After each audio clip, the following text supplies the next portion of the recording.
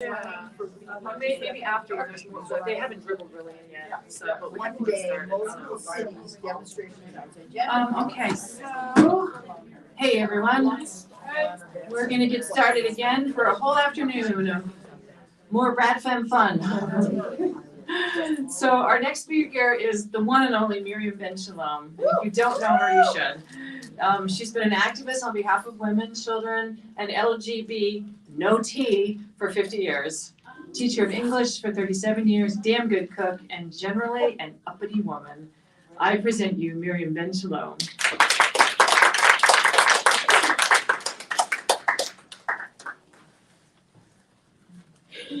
Greetings, sisters. Before I make my remarks, I'd like to do a tip of the hat to the women who put this conference on. I think they should stand up, and I think you ought to give them a round of applause, if you would, please.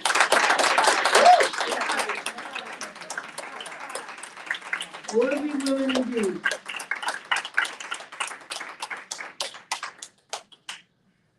Starting out with a quote by Joyce Carol Oates. And this is the forbidden truth, that evil is not always repellent, but frequently attractive. That it has the power to make of us not simply victims, as nature and accident do, but active accomplices. I am a Jew. I am a lesbian. I am a woman. And in these days, I turn, and I look around, and I find that I'm a stranger in a strange land. In my studies, I have seen the experiments of Auschwitz, the harvested tissue samples, the cutting of children's bodies to try and replicate twins, the sewing together of children's bodies, experiments in changing eye color, experiments with noma, which is a type of gangrene.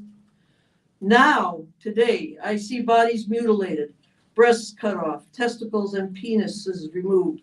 I hear the guffaws of big pharma, big medicine, and what I see are the sons and daughters of Joseph Mengele.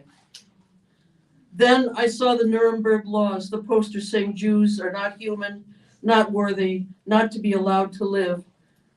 Today, I see human rights of women and children tossed aside, left behind, even the very right to exist shattered and denied with social approval. Pages from a dictator's playbook. I may not speak for others, but silence is no option for me. I have 6 million people looking at me who say, we have no voice. How dare you remain silent? I have the voices of detransitioners crying, be silent no longer. I hear the voices of families damaged by the trans cult saying, you may not remain silent any longer. Jews call what happened in World War II Shoah, which means annihilation. What I fight against and what burden we must take on and what you must fight against is Shoah, annihilation of our future, the annihilation of a generation or more, and the castrated, those stripped of their humanity, the annihilation of a class of humans known as women. This isn't hyperbole, sisters, this is reality. Science and fact have become meaningless and the truth twisted beyond means. Transgenderism is as vicious a contagion as COVID-19, as vicious as any tyrant. I, a Jew and a woman, am too familiar with this sort of thing. Moral perversion, moral bankruptcy, these are things I have seen and I still see as a woman, as a Jew, and as a lesbian. This isn't hyperbole, sisters. This is reality. There are now over 773 gender clinics, eugenics clinics, in the northern United States, Canada, and Australia to manipulate children's sex. There are over 40,000 young women on the financial campaigning app GoFundMe clamoring for money to have their breasts removed. It's not hyperbole, sisters. It's reality. I look at so-called sex change operations where body parts are flippantly removed and stitched shut, and artificial body parts are clapped on in amoral and unfettered greed, children poisoned with chemicals, all in an effect to create something that simply cannot exist, just as Joseph Mengele tried to create Aryans. This is not hyperbole, sisters. This is a reality. I hear the denial to call women's bodies and functions what they are, and the compelling of vile terms in their place. Chest feeding, pregnant people, parental unit, front hole, fucking really? I hear the compelling of speech. The forcing of lies. Soi-disant trans women are women. Soi-disant trans men are men. Hate speech is telling the truth. I see the cancellation of brave souls, the threatening with violence and even death to those who dare to stand up to the juggernaut of the trans cult. I see young lesbians being told they are really men and being subjected to intense pressure to transition, shamed and ordered to accept having sex with males because that is lady peeing, or to be defined as a bigot and transphobic if they say no. This is not hyperbole, sisters, this is reality. I have a rage. I shake my fist at a so-called God and cry for these poor souls who have been tricked into thinking they were somehow born wrong. Shall I try to tell you of the grief I feel for young women, young lives carved, lost, gone? Shall I tell you how all I can do is hold and rock a woman detransitioner as she cries for the loss of body and self and say to her, welcome home, sister. We were waiting for you. Glad it didn't take any longer. You're not lost. Welcome home. This isn't hyperbole. This is a reality. Oh my God. The children.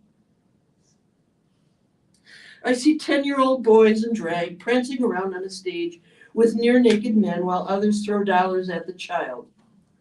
I see children being told that they are, next page, I'm shaking, yes, born in the wrong body because they like toys and colors most think of as being sex assigned. I see 12, 13, 14-year-old children being told they can start puberty blockers. I see girls 12, 13, 14 with healthy breasts just butchered off. I see schools telling children that they can lie to their parents and be transgender at school and telling parents that the schools know better than parents. I see male teachers right here in fucking Madison saying they should be able to use the girls' bathroom in an elementary school.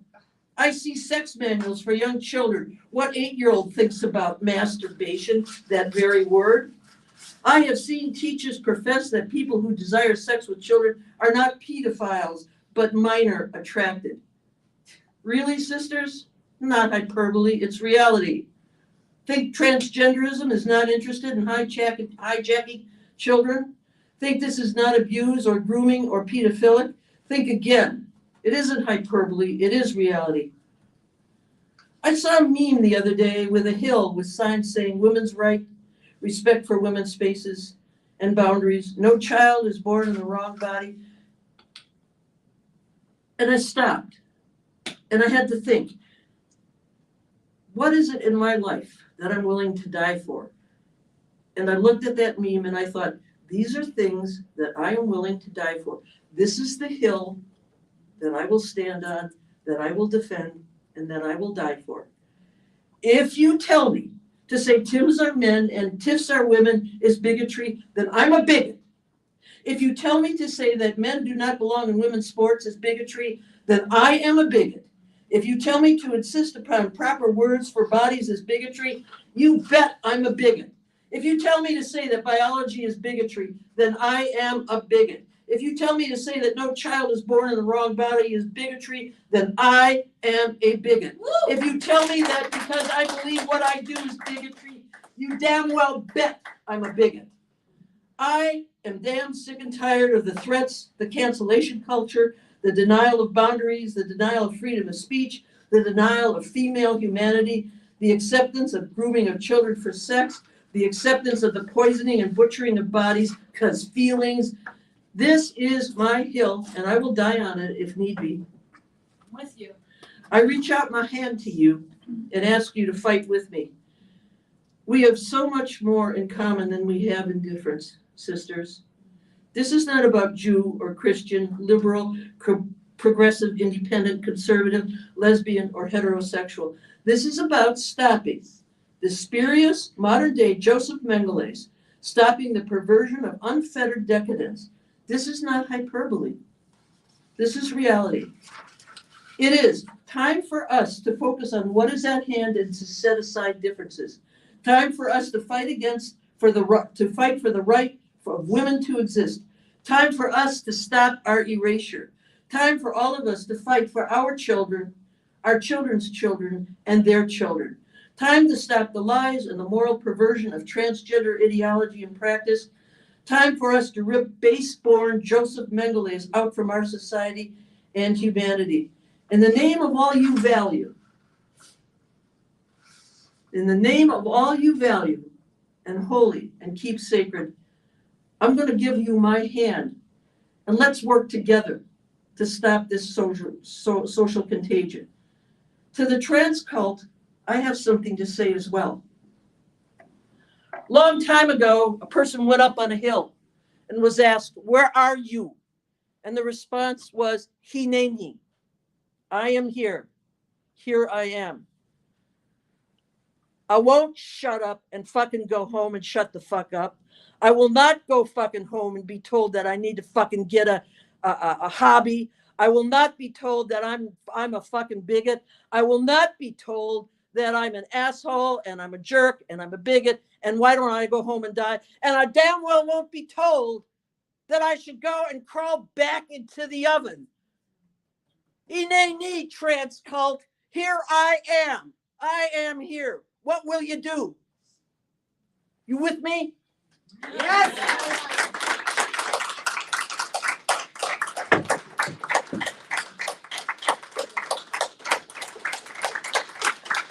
You got something. One piece of paper.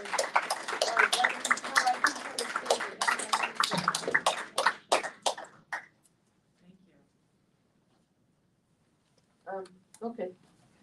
Well, thank you, thank you, thank you. What we all believe.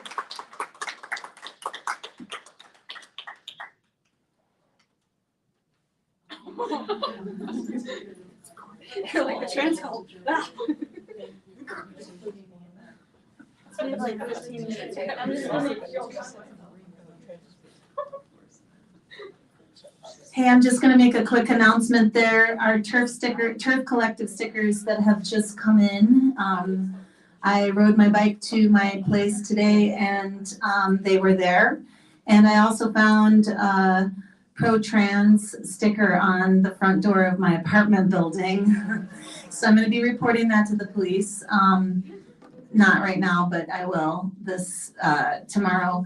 But it said that we are farts, feminists appropriating radical transphobes. Is that what it is? Fart. Okay. Anyway, that's what the sticker said on my apartment building.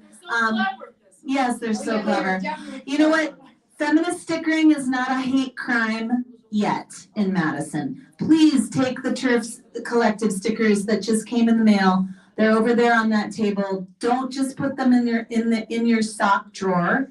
They do not work and are not of no use in your sock drawer. Take them out and put them all over the place in your town. And that's my PSA.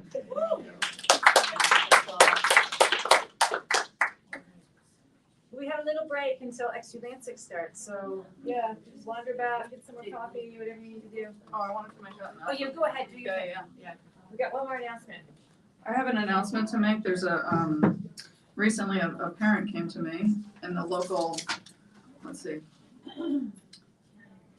local school district Can you and speak up, please? yeah, local school district in Middleton Cross Plains Area School District, about 15 to 20 minutes from Madison. A teacher performed a drag performance at the high school Fine Arts Week, didn't tell parents. The video can be viewed on Libs of TikTok. There's a school board meeting tomorrow at 7 p.m. Central Time. We're gonna send this out an email also. The parent has spoken up numerous times, and they basically have dismissed everything that she said. It's getting very frustrating, obviously, for her. Citizen comment period is 3 minutes. Talking points that she suggests is that the school had a performance, didn't notify the parents. It seems that it was part of a teacher variety kind of show. And so the man, the teacher had a skirt on. You could, the butt was exposed, so that when the man twirled, the children were exposed to his everything. So she was stating that they're not following their own code of conduct because this is considered visual harassment, which they do have in their code of conduct. And they're putting the onus on the minor to actually report it to a teacher. What? There's not another teacher in the room to see that? Yeah, the entire school was in there. That guy was alone with the kids in the room in a skirt with his ass out? No, he was actually not alone. The entire school was forced to watch that. Including all the teachers. Not that they had any choice. So anyway, that's tomorrow, 7 p.m. Central Time. If you guys are local, that would be great. I think what we see, obviously, is a lot of things that happen online, but to actually show up, whether it's online like we do for hearings for parents, we show up online, we note in that we're observers, and it makes people very nervous when they don't know the other people online and they see them all there.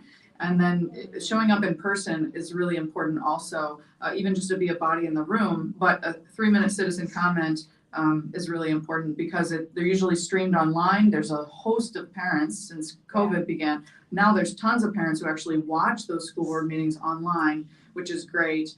And then they tend to, if you mention an organization or something like that, they tend to reach out to our organizations or any sort of other place to get connected to the wider community of people working on this. And there's usually at least one local reporter at a school board There should meeting. be. I mean, this is supposed to be quite the controversial, I would hate for the school board meeting to basically routinely. nothing happen. Routinely.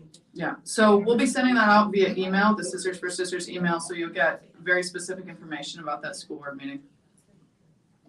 Thank you. Thank you. Oh, I have to go back to Oregon and deal with this.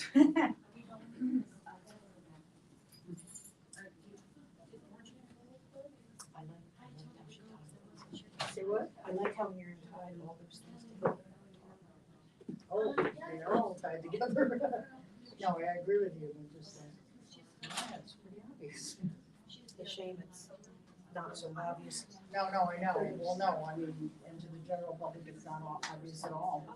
They have no idea what's going on, but no idea. A little bit louder, they can't hear you. No, they really can't hear you. You're a face away. I'm guaranteeing you they can't hear you.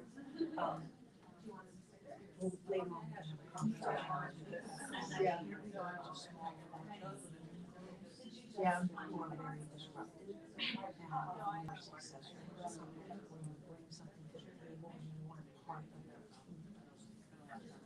Yeah, but this is all taking place on some social media platform. Which is, it's not even reality, it's not. Well, no, but they can have real effects on people, but Oh, absolutely. the issue is who are the mean girls, but I have not, you see, I didn't run across anything Joey said, other people told me, because I just am not on the same. Hey sisters, thanks for staying tuned to our live stream of the workshops going on today at the Sisters4Sisters conference. Our next workshop stops at 2, starts at 2 o'clock. I mean, I've got this guy. And so that's just momentarily. So thanks for hanging out. And, Great, thanks. Yeah, Norman. And, okay, I'm gonna tell you, he is flat out unhinged, okay?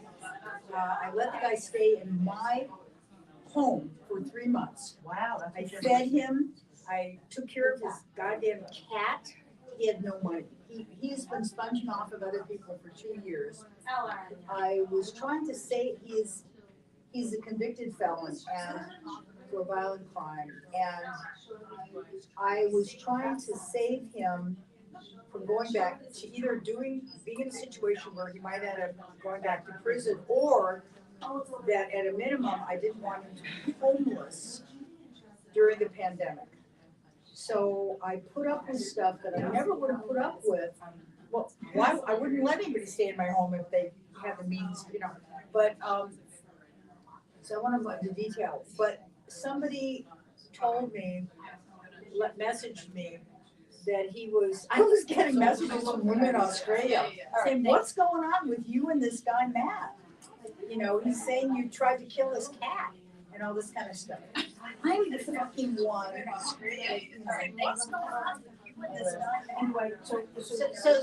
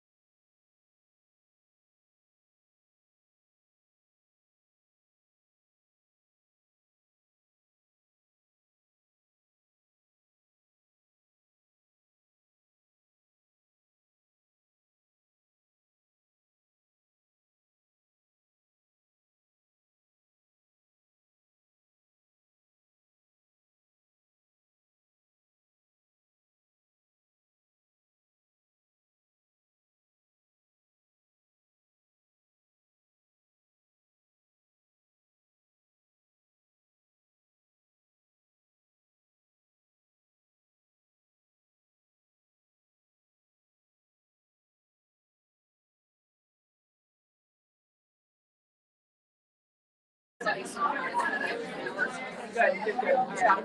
you can sit on the stool or stand wherever you like, so, all right. Hello, everybody. We're ready for more. So next up, it's my profound pleasure to introduce someone who I think of her as the queen of a country we did not know existed, because she blew into our world like out of nowhere and knew everything that we needed and has given us so much help, just intellectually and factually, to help fight this. And every time a new one of her videos goes up, either me or my roommate finds it, and we scream, "There's a new one!" And then we get the big speaker up and we turn it on and we Bluetooth it in, and then we both listen to it at the same time. So anyway, if you don't know who she is, you're about to find out. Exulansic is a feminist and licensed speech language pathologist with a bachelor's in women's studies and linguistics. She is an ex-trans man who narrowly avoided the horrors she has spent the past year documenting via videos and essays, reacting to first-person trans surgery and hormone narratives.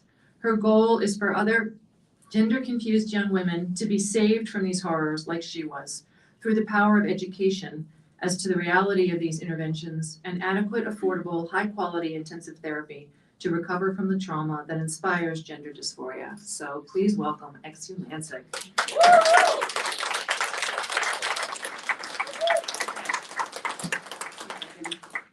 Open this. All right, how do I turn on the projector? How did we turn that on?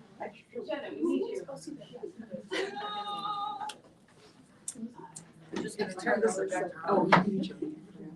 perfect, thank you. I do not know how I'm gonna follow Miriam's speech, that was amazing. Wow. You're gonna do great. Okay, so my presentation is called Trans Rites Are Not Human Rights. And it's spelled RITES because these are religious rituals that are designed to bring people closer into the church. Okay, so let's do slideshow mode. There. Double screen, perfect. There you go. Ta-da. Okay. Oh. Okay. Well, you're a biologist, how do you know IT? Arlen knows everything. She might be a man. All right, so here's a little bit about who I am. So I have my videos are on Exulansic.com, which currently points to Odyssey. If I somehow got banned from Odyssey, it will point somewhere else. It's my domain. So if you are trying to find me and can't after a ban, go there. Definitions: a woman is an adult human female, a full-grown member of the female sex class Homo sapiens. And female is ever denoting the sex that can bear offspring or produce eggs, distinguished biologically from the production of gametes, ova, which can be fertilized by male gametes. And interestingly, apparently yesterday, a man was so enraged by Merriam-Webster's definition of woman that included gender identity, by the way, he threatened to blow up Merriam-Webster's headquarters. That happened. That apparently happened. So these are rage-inducing definitions. Please don't blow me up. Okay, or do socially. Anyway, what is sex? It's a developmental circumstance set early in pregnancy due to the fact that sex class divisions are extremely old, and so there's a saying which is correct-ish. I'm sure Arlo might have something to say about this, that ontogeny recapitulates phylogeny, and it's the idea that our evolutionary history is kind of ish, if you squint, recapitulated developmentally. And so because sex is such an old division, it happens extremely early in pregnancy. It's not some random characteristic that we are harping on for no reason. It is actually fundamentally different from any other ethnic division or any other sort of genetic variance in humanity. We evolved over billions of years to follow one of these two mutually exclusive paths, and too much deviation leads to infertility or death. So it is a whole body developmental plan. And so we must consider every single aspect of women to be categorically sex specific in medicine, or women will suffer the consequences because we live in the patriarchy. And the research, when it doesn't consider women as separate, will default to seeing us as a kind of men. They don't see men as a kind of women, and that hurts women. So here's just a little mention of detransitioner versus desister. The detransitioner divide is generally considered if you've had some sort of medical interventions. And then desisters are the people who underwent some sort of social transition and then later left that identification. That distinction is not there for people in the church. Everyone's encouraged to like decide what's best for them. You're just as trans, XYZ. But once you leave, it becomes much more important. And so I tend to prefer X-trans. I just say I'm X-trans because I believe that detransitioners deserve medical privacy. So this is a broad visual chart of the church as it's developed. So number one is the original split, or the original church. So we have trans classic, and then underneath trans classic, you have Our Lady of the Perpetual Hormone Replacement Therapy that believes that for some medical reason they need these hormones, or they need to look like the other sex, that there's some sort of physiological, psychological like reason that might be found someday.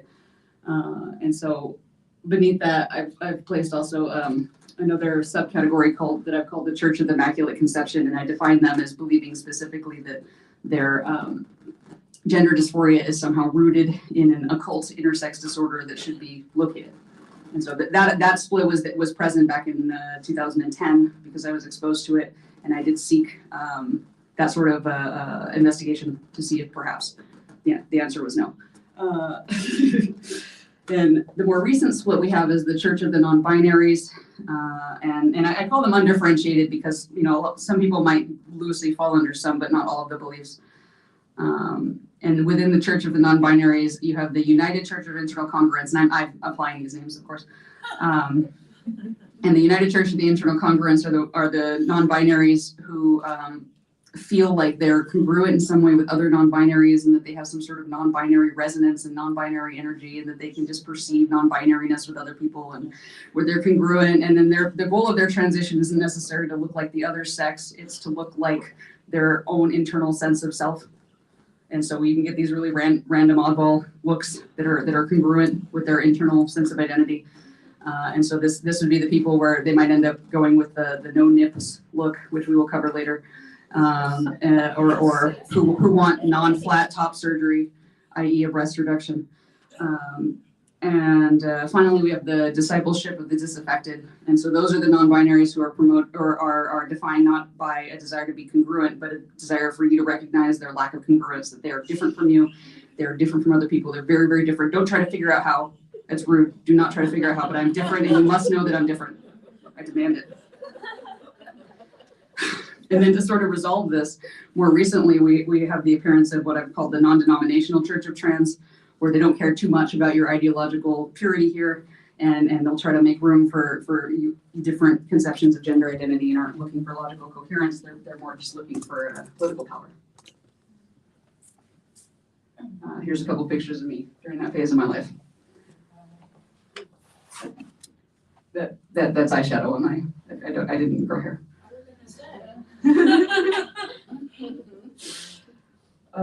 So here's kind of what I got out of my involvement was a sense of community, a sense of explanation for distress that I had, an explanation for the fact that I felt different, for the fact that I didn't understand social involvement, social interactions. Like I really just did not get it.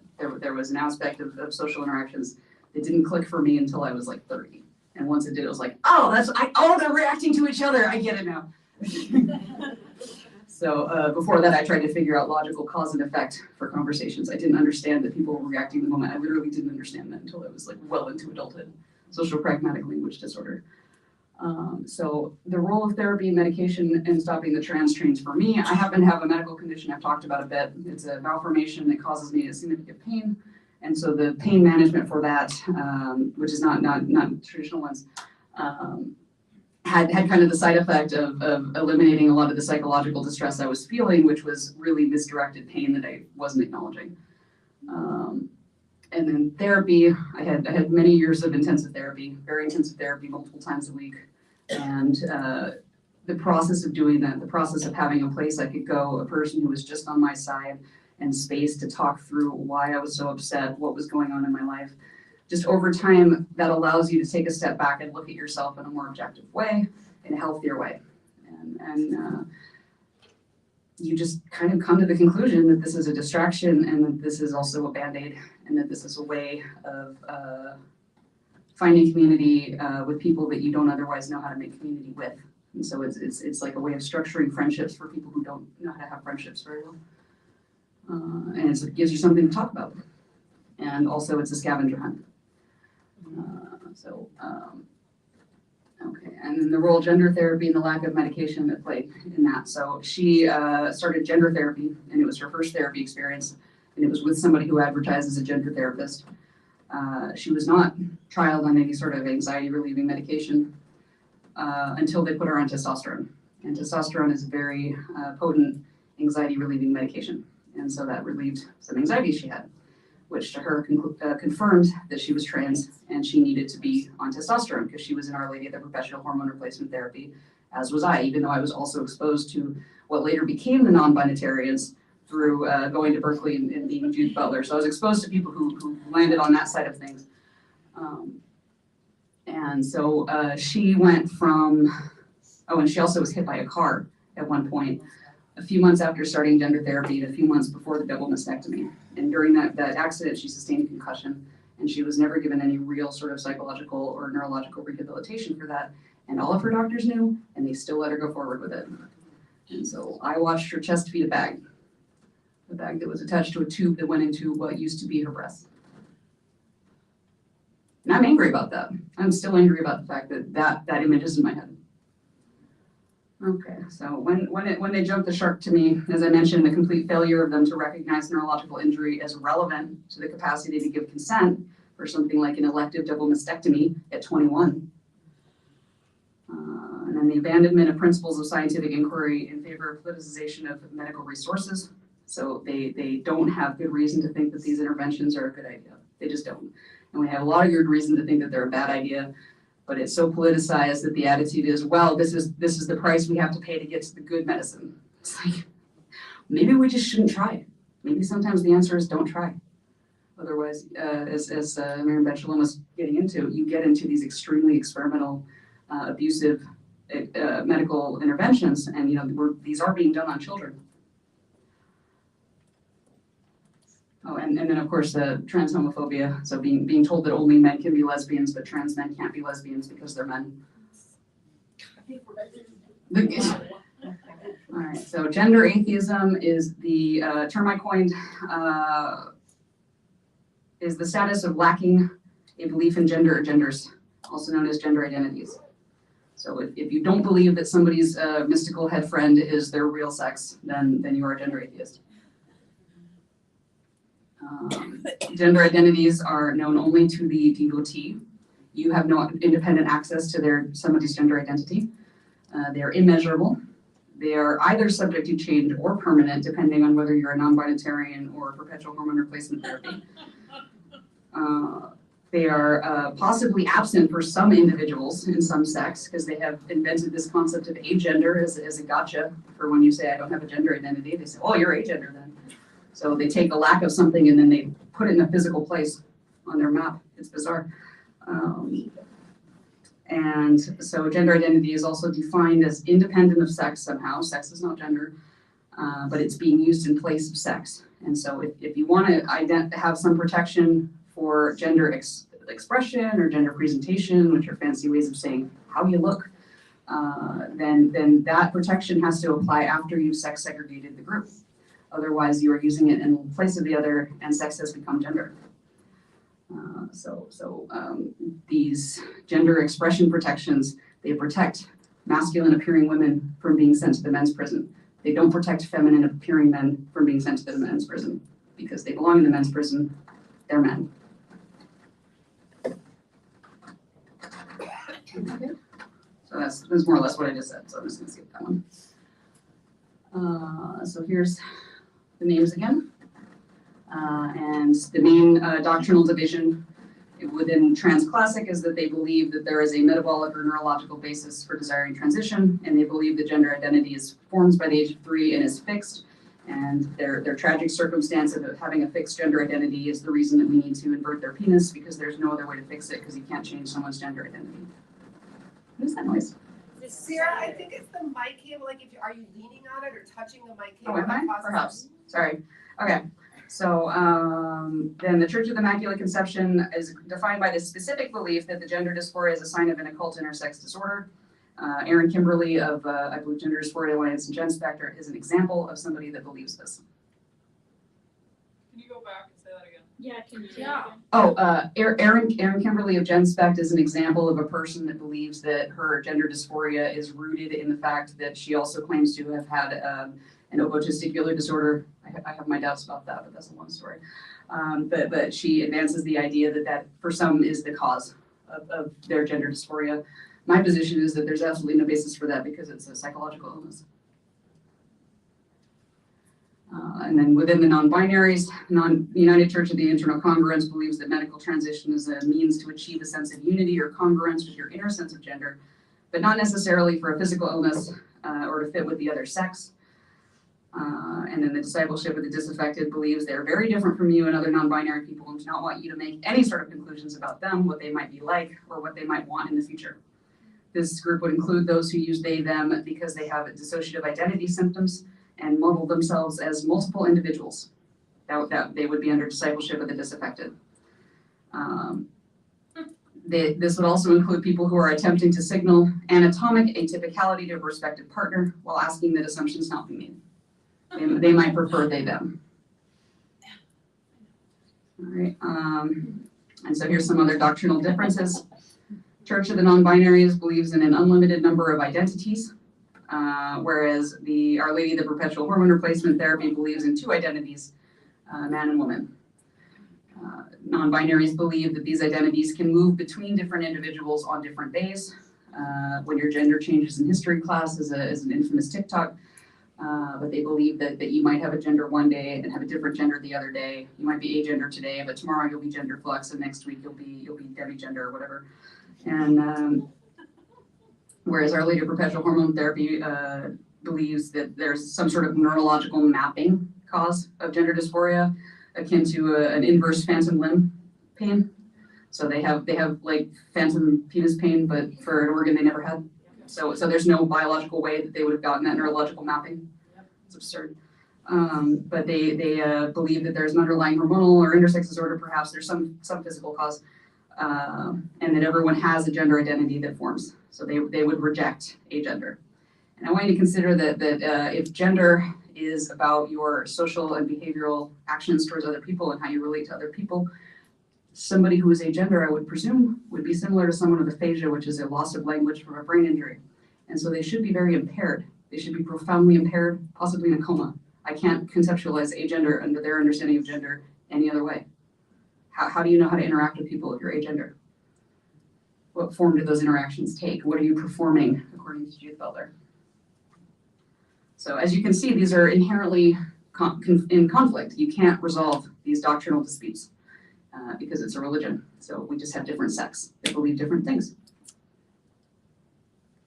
And then so the non-denominational is an attempt to merge with Our Lady of Perpetual Hormone Replacement and the non-binaries by ironing out or ignoring major doctrinal differences in the name of respecting each other's identities and pronouns. Major beliefs set them apart from other trans subdivisions include pronouns don't equal gender. And mispronouncing is different from misgendering, which are both attempts to make up for the fact that non-binary pronouns do not comport with the binary gender categories of Our Lady of Perpetual Hormone Replacement Therapy biologically rely on. Pronoun expectations, we should shift gears a little bit, talk about pronouns, are anti-disability rights. Pronouns are a learned neurological function, and therefore an individual's capacity to use preferred pronouns is or can be affected by any disability that affects the use of language, the ability to attend, speak, or think. Some examples might include autism, ADHD, brain injury, concussion, undergoing chemotherapy and having chemo brain, having a developmental delay. Any number of things can make it difficult to use these preferred pronouns for disability-related reasons. And very, very rarely, if ever, is the ability to use an infinite number of preferred pronouns an essential job function. Certainly not one that can't be abandoned or reassigned. Okay. Pronoun expectations are also anti-civil rights. Accent and second language discrimination are major mechanisms of discrimination on the basis of national origin, race, and creed, protected classes of people. Speech and cognition discrimination that is unreasonable and unrelated to essential job functions are a mechanism of discrimination against older employees as well, who are more expensive to employers, and therefore they want to discriminate against them. And they're more expensive because their health insurance costs more, among other reasons. Pronoun expectations are anti-religious liberty. Gender atheists have a civil right to not be compelled to profess belief in mystical, invisible, unverifiable, immeasurable, and improbable entities that have not been demonstrated to have any sort of material existence, otherwise known as gods, but which are said to have great power and wrath should we not worship them. It will torment the believer to suicide if we don't worship alongside them. These personal icons are actually quite finicky, it turns out. Any religion with a belief in the separateness of maleness and femaleness, which is pretty much every religion, as far as I know, other than Church of Trans, and a prohibition on bearing false witness, has the right not to use pronouns, which are lies. So I want to talk a little bit about the human cost of transition, and we're going to look at some case studies from my video series that looks at first-person narratives. But here's a quick overview. At high cost, some of these surgeries are hundreds of thousands, if not over $1 million, by the time they've had all their surgeries and their sepsis ICU stay, for instance, that will cover. Horrible complications, very, very high complication rate, because these are absurd surgeries on areas that are very busy and very functional. Long-term medical effects, regret. A lot of people have regret even if they stay in the church. Permanent disability, social stigma, and the psychological trauma of it. The betrayal you feel when you think that everyone is there to affirm and that these are the good guys, and then look what they do to you. Here's the major complications of both phalloplasty and vaginoplasty or fistula. So a fistula is a healed abnormal pathway between two bodily cavities that should not be connected. A lot of times they talk about fistulas healing on their own. Fistula is by definition already healed. That's the problem. Stricture is a narrowing of a channel between two cavities that should be connected. So if your esophagus is so narrow food can't transit it, you have a stricture. If your esophagus has a hole in it so the food goes into your chest cavity when you swallow, you have a fistula. Sepsis is a blood infection that can start from a local infection in a rotting skin tube. Or from other infections, but especially the skin tube. All right, so here's one case study. This person goes by Gruffin. She has since then set her profile to private because she discovered my response videos to her. Did not want to name me for some reason. So she is a female to male trans-identifying woman. She underwent mastectomy under 18, which was not paid for by the insurance due to the fact that she was under 18. This doesn't make sense. If this was an urgent medical intervention for an actual illness, why would you wait? If she had breast cancer, would they have waited until she was 18? They know that these are cosmetic and elective and not that urgent. She was still started on testosterone before she was 18. I don't know that she was puberty suppressed. I don't think she's talked about being puberty suppressed in my observations of her. Although she kind of looks it, so I wouldn't know. She underwent radial forearm free flat phalloplasty, which is the source of that enormous scar, in April 2021, which was, of course, during the COVID-19 pandemic. She immediately experienced many complications, including severe sepsis, which required weeks in the ICU, some of which were spent on mechanical ventilation, and further weeks hospitalized after ICU discharge. I believe her total number of weeks hospitalized, not counting her subsequent surgeries, was 5. And before her most recent surgery, she stated that her bill was nearing $700,000, of which she had paid $5,000. She had at least 10 blood clots, she said, and she nearly lost her leg. You need a pretty big blood clot to have losing your leg be a possibility. She had multiple surgeries required for the bladder stones that formed from the lack of urination, from the pain and difficulty urinating through the skin tube. Following the first bladder surgery, she had a catheter placed, and then that was removed, and she was bragging on TikTok about how she's fine now, she's off the catheter, things are great. Then she went back in because she had to have a section of her cheek removed and rolled up to attempt to pothole fix the giant diverticuli in the skin tube. And during this process, they discovered even more bladder stones that had to be surgically removed. And so you gotta just kind of picture that she's got a cobblestone bladder at this point.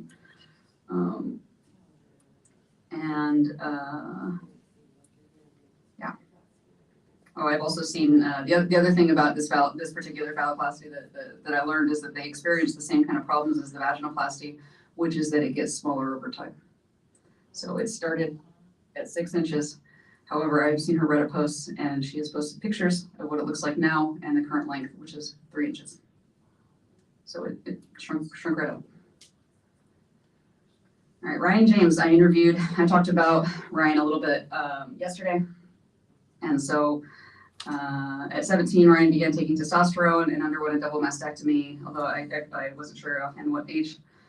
26, Ryan underwent the same radioform pre-flat phalloplasty. And this phalloplasty was performed at Boston Children's Hospital, which I also call Boston Children's Hell. And I've done a reaction to those doctors as well. They are insane and very preoccupied with the sexual lives of young children. And Brian's vaginectomy was so botched that she developed a rectovaginal urethral fistula. So like a megazord fistula, basically, that connects 3 cavities. And as a result of that, Brian has chronic urinary tract infections, any of which at any time could become septic and land Brian in the hospital just like Griffin. This has been going on 1.5 years. And so to reduce these chronic infections, Brian's doctors decided to cut a hole in her side, sever her intestines from her rectum, and reroute the feces through this hole, called a stoma, which is Latin for mouth, even though it's the opposite of mouth. And to reduce these, a colostomy bag is now permanently attached to the stoma, or semi-permanently, they have to take it off and empty it, which is, of course, very difficult to do in a public restroom because it involves dumping out non-congealed, basically, feces. So from what I've heard and observed in nursing homes, it's not pleasant. It's very, very noticeable. And so there's no end in sight for Ryan. This is just Ryan's life. I became aware of Ryan because she posted a video to YouTube saying that phalloplasty ruined her life. And then I responded to that video, and before I published it, Ryan actually contacted me and said, I'd like to just do this as an interview. And so we have a 2-hour plus interview where you can find out Ryan's whole story.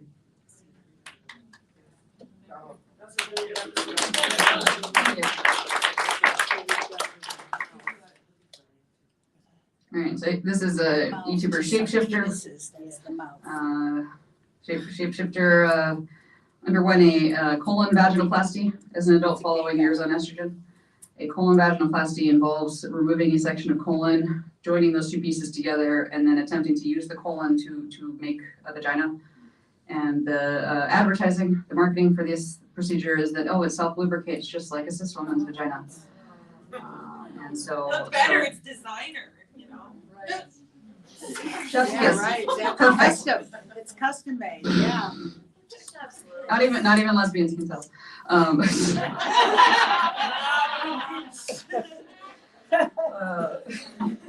And so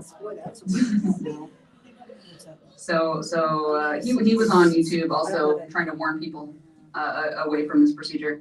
Apparently the lubrication is connected to eating. And so his video, he was like, yeah, I know a lot of people who are dating trans women with colon vaginoplasties, and they if they want to have a date with them, they take them to dinner first for a reason. It's just, So the cells still. and so they, his penis was flayed, sewn to the repurposed external urethra, inverted, and tied to the back of his pelvic floor. And with the colon, he then took a long car ride, and the extended vibrations and pressure led to dehiscence, which is where you have 2 layers of skin that are like this, and they separate. So when he got home, it was already had lost a lot of depth, as they say. Then he also developed a stricture from the scar tissue, and that prevented dilation. His doctor attempted to dilate him under anesthesia, which created a fistula between his rectum and this created vagina. And he discovered this fistula when he farted through it. And so this is his life now. He was not happy to discover my video, this particular individual, and then blamed me for leaving YouTube. Pretty sure his life mostly sucks for other reasons. Good on ya. Chasing them off. So here's Samantha Lux. Samantha has had a number of botched surgeries. I responded to the tracheal shave, as they say, which is, as a speech pathologist, I know quite a bit about. And as a result of the tracheal shave, which was to remove some of the tissue bulk in the trachea, the tracheal cartilage is very, very important for the voice. You know, it houses the vocal cords, and the vocal cords directly attached to it, as do a lot of other muscles. And it is not a static entity. It doesn't just stay there. It's not a bone. It's constantly deforming and providing resistance to the vocal cords so that you can control your sound and so that you can apply maximum force to it. So after the surgery, because they weakened the most structurally interesting part of the trachea, which is shaped the way it's shaped for a reason, similar to a violin, he is no longer able to get into the upper registers when singing, and this causes him significant emotional distress, which is and so he also developed an adhesion. So the skin on his neck and within his neck adhered, and this prevented his larynx from elevating and excursion. It's called elevation and excursion. So in order to swallow, your larynx has to move up and forward by a critical amount in order to generate the vacuum pressure needed to suck the food down.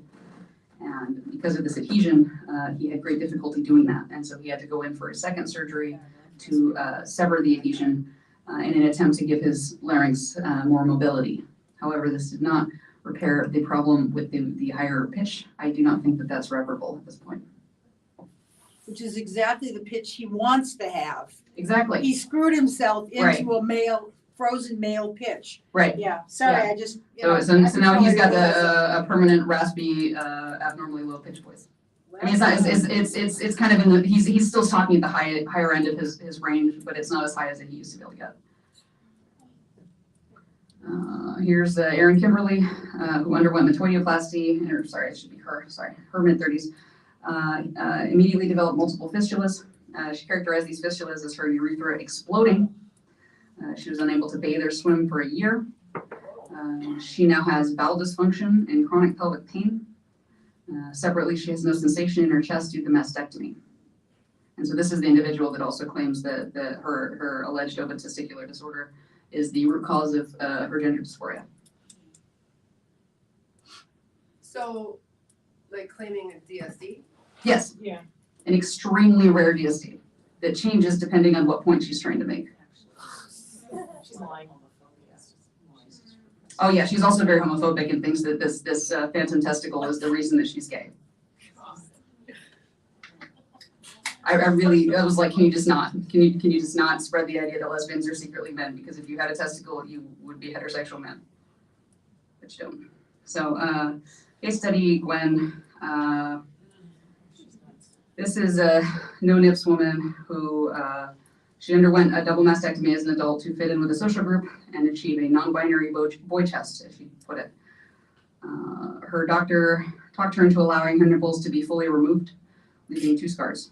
The allegation was that this would make them heal faster, and she was also told that they might randomly die and fall off during the recovery, and she felt like that would be too gross and she might throw up.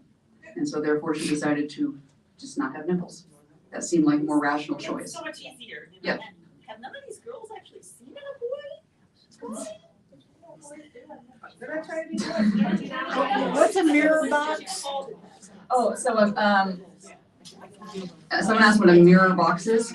So the thing with her is that she developed phantom nipple pain, Yes. which means it feels like she is experiencing a purple nipple, having somebody twist her nipples 24/7. And the problem is, the reason is that her brain actually has sensory mapping in that area that connected to the nipples, and now the nipples are gone, and so they're expecting proprioceptive touch feedback all the time. The brain expects the nipples to be like, I'm good, I'm good, I'm good, and then if it says something else, calls your attention to it because they're very important areas, and so evolution designed us to pay attention to those areas if anything is slightly wrong, is to attend to them. And so now those areas are no longer sending that extremely fine signal, that delicate signal, and her brain notices and it sees it as a black spot on a map, and she experiences that as pain. what's mirror box? A mirror box is a treatment for phantom limb pain. And you have a box that has a mirror in it. And so the idea is if someone doesn't have an arm, you put their other arm into this mirror box and you have them like squeeze up and then relax. And then that can relieve phantom pain if the brain sees the other arm relax. But if both nipples are gone. If both nipples are do gone, it. there's no mirror box option for her. I suppose it's possible that she could get some sort of fake set and watch herself in a mirror doing that. Okay. But I imagine that will be pretty life limiting because I imagine she might need to do that a lot. Because the mirror box treatments aren't like one and done and then you're good forever. And they work at different levels for different people. Because her brain will expect those nipples to be there in the future. It will continue to expect them to be there and it will continue to be surprised that they're not. And how do they treat the pain for that? It's hard to treat phantom pain. They'll use a mirror box. I think phantom pain is generally fairly resistant to pain medications. I would imagine as a layperson that neuropathy medications might help, something to try to bring it into balance. But it's hard because it's coming from a lack of sensation and not from sensation. So how do you turn down a lack of sensation? And then, of course, she also identifies as autistic. And so I can't imagine that a constant source of pain will do much good for her sensory overload, which she constantly is talking about, because it's more sensation that she doesn't need. And then further, of course, when you have chronic pain, that will affect your emotions over time. And that can lead to emotional illness if it's not acknowledged and treated. Because they're running on the same circuits. So finally, I want to leave you with the definition of Exulansis, which is the origin of my username. Exulansis is from the Dictionary of Obscure Sorrows by John Koenig. And it is defined as the tendency to give up trying to talk about an experience because people are unable to relate to it, whether through envy, pity, or simple foreignness, which allows it to drift away from the rest of your life story until the memory itself feels out of place, almost mythical, wandering restlessly in the fog, no longer even looking for a place to land. And so I believe that we all are prone, especially as women, to feeling exulansic about the way that we have been harmed by men, harmed by patriarchy, and harmed by these lies. And so I believe that we need to overcome that feeling of exulansic, recognize it when it arises, and respond to it by sharing our feelings with each other and raise each other's consciousness of the reality that we find ourselves in.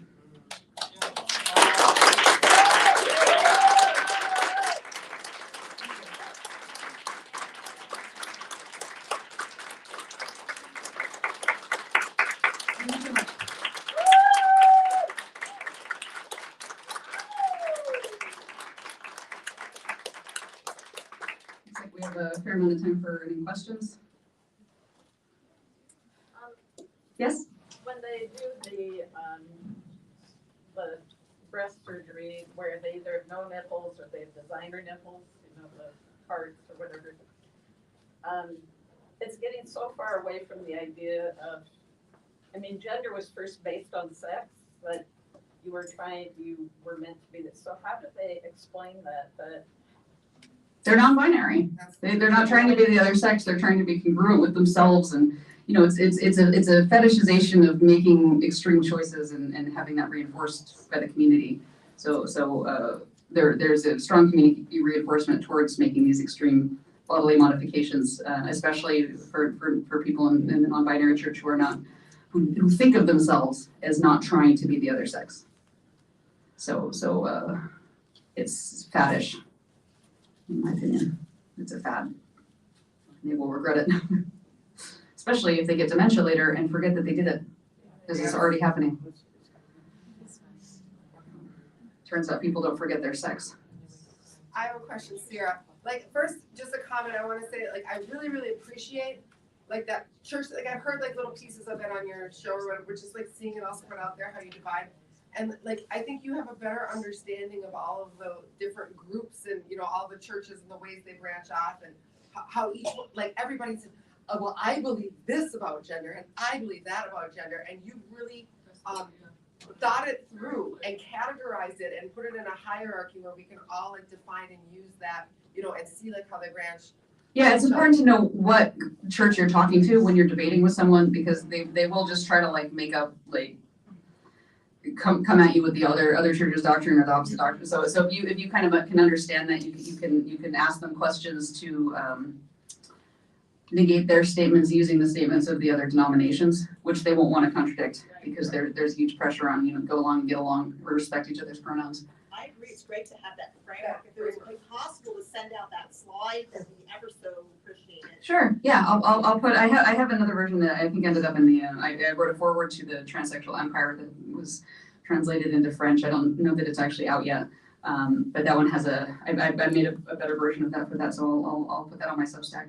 Yeah, thank you. Yeah, because that visual, and then like I said, when you're talking to someone and it's be able to figure out where they fit, that would be helpful beyond belief. Thank you. And then I just have one more follow-up question though, after I sucked up to you a little bit. Now I'm gonna be a little bit pedantic. On one of the very early slides when you're talking about sex and you say something like sex is determined early in pregnancy, like for me, sex is determined like the last split second before the pregnancy happens, when it's either like we were talking about before, either the male sperm or the female, it's either an X sperm or a Y sperm, and that's really where sex is determined, whether you were conceived of an X sperm or a Y sperm.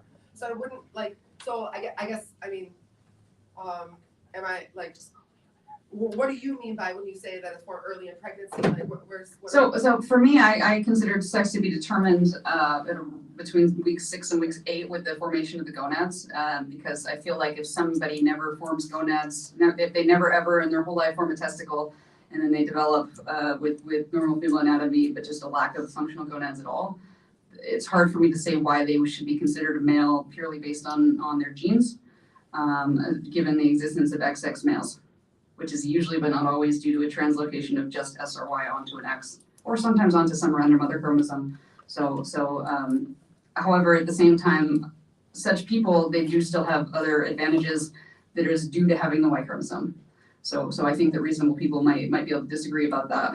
And What I'm other open to other advantages arguments. for Y chromosome? I'm sorry. So for instance, I'm thinking specifically of something called Swire syndrome, where they don't develop testicles, and the testicles then do not suppress the uterus, do not suppress the vagina formation, which is what testicles do.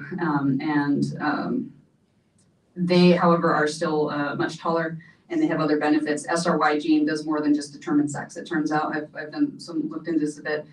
One thing it does is it apparently can do have some neuroprotective effects for injuries to certain brain areas. For instance, it's known to then activate and go in and do something that protects areas that have been inflamed for some reason.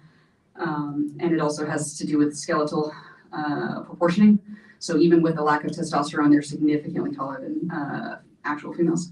So I kind of go back and forth, and I'm open to arguments on that. Interesting. Thank you.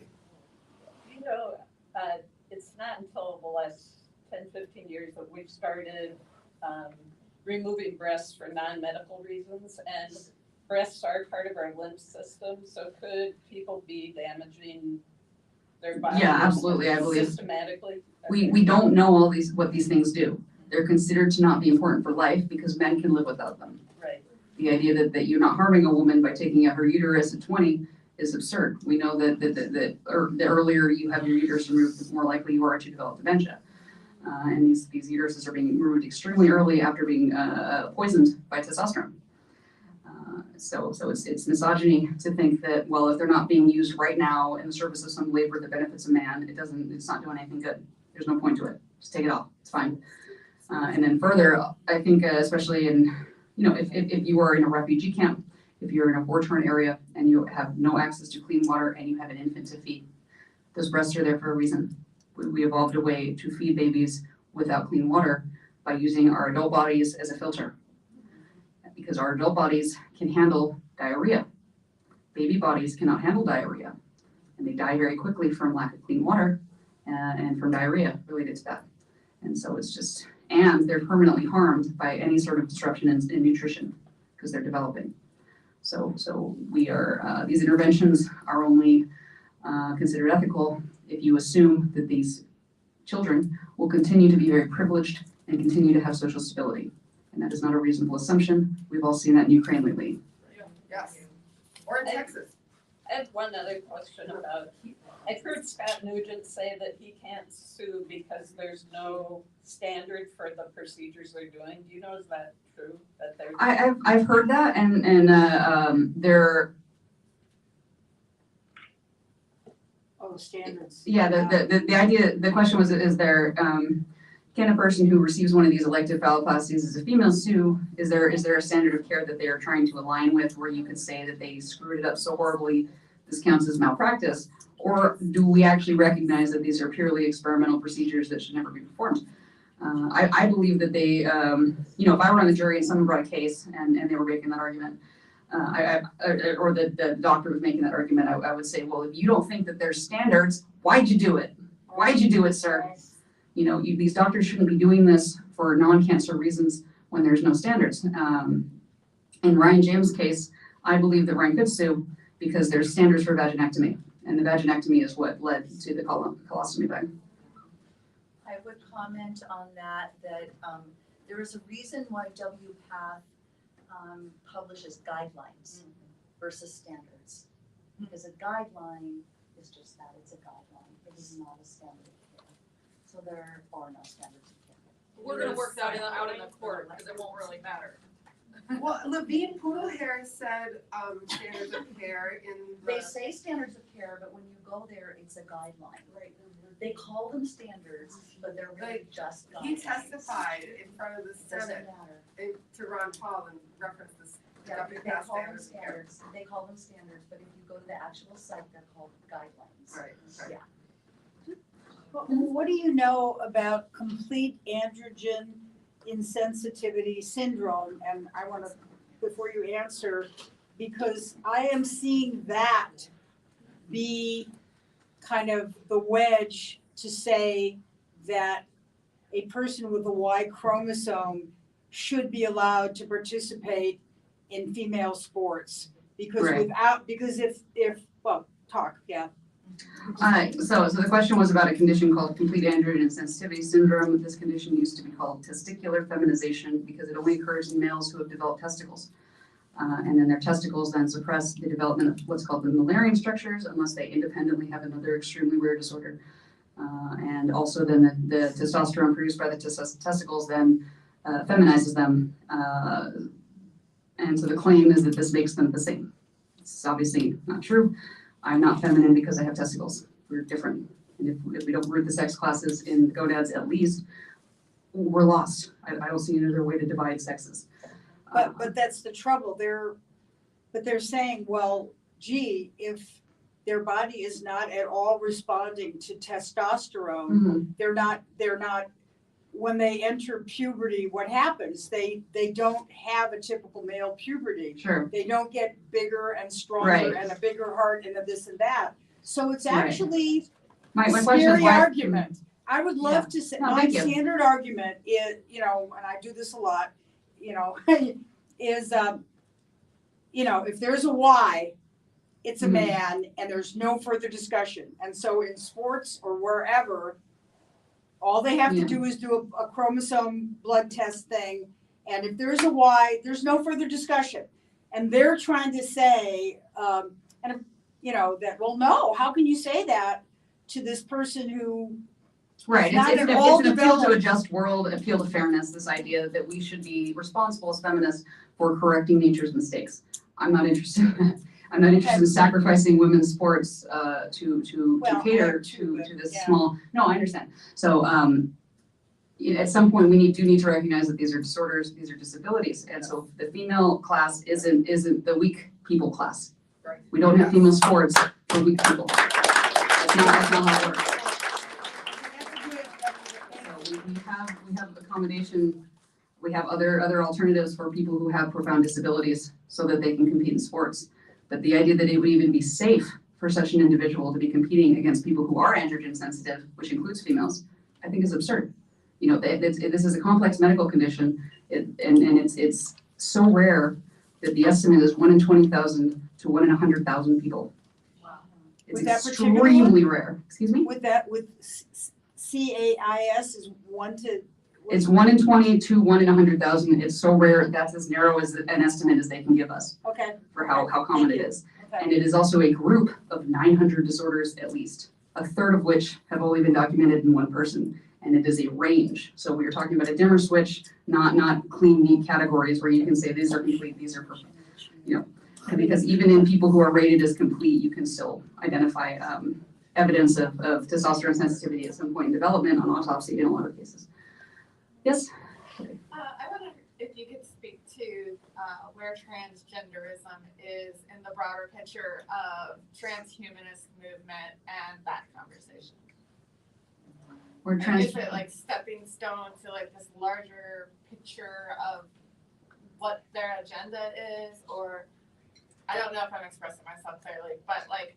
I do believe that there is a contingent of people who have enough money that the only real problem they have is their inevitability of their death. And they are very preoccupied with how to extend their lives in ways that require experimenting on healthy, less privileged people. So I do believe that there are people that want to do that because of the wealth disparity that we have. There are some people who are unimaginably wealthy. Yep. Sierra, I was wondering if you could offer comments, some comments regarding, we all know from Lierre's discussion earlier, or our own common sense, if we spent some time to go down the rabbit hole, that all of this, is made up by human beings, our culture, the social sciences, the economy that we rely on. So I guess what I wanted to ask you is, is there a thinking behind this, or is this just going to be a consequence of having so many people not be able to work and contribute to an economy in a meaningful way? Because that's what most of us enjoy eating and shelter and that kind of stuff. So that's how we do that. When they can't contribute that way, and also they are taking $700,000 of resources that could go to a cancer or some other kind of research or some other patient who has an outcome that could really save their lives, to make a bunch of people, what do you think the ultimate goal would be? Because it sounds like absolute sheer fuckery and horror, but maybe there's a method to this. Maybe they do know about this, or they do have a reason. So I have a suspicion that the part of what is motivating this to form, besides the fact that they have invented a new category of religion that so far a lot of people haven't figured out as a religion, and that they are forming a church and that they are bringing people into the church, mutilating them, and then it's really hard to leave because they have medical issues. Then now they're more reliant on other trans people's donations. A lot of people are raising money on social media for these various surgeries and their complications and their life expenses.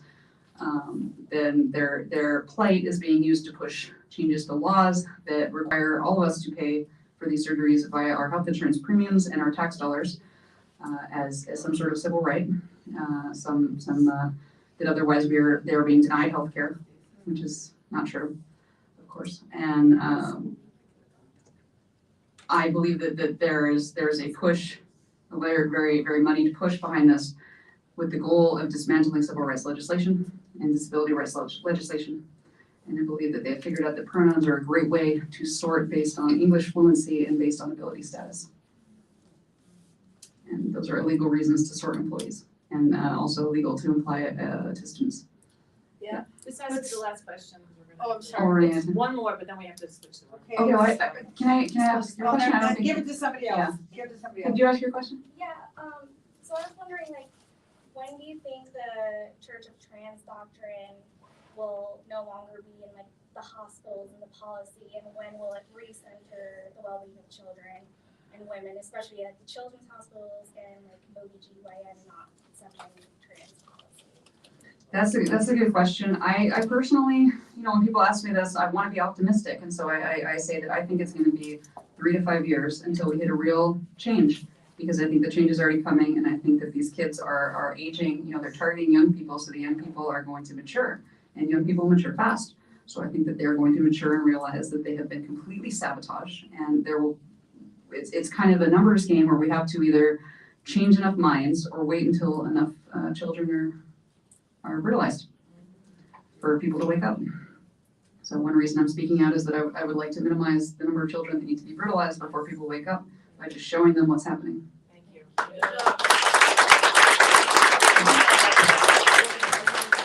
Thank you so much. Okay. Council in that room over there. You want to Chrome cancel panel on the panel? Okay, great, we're on heading. Okay.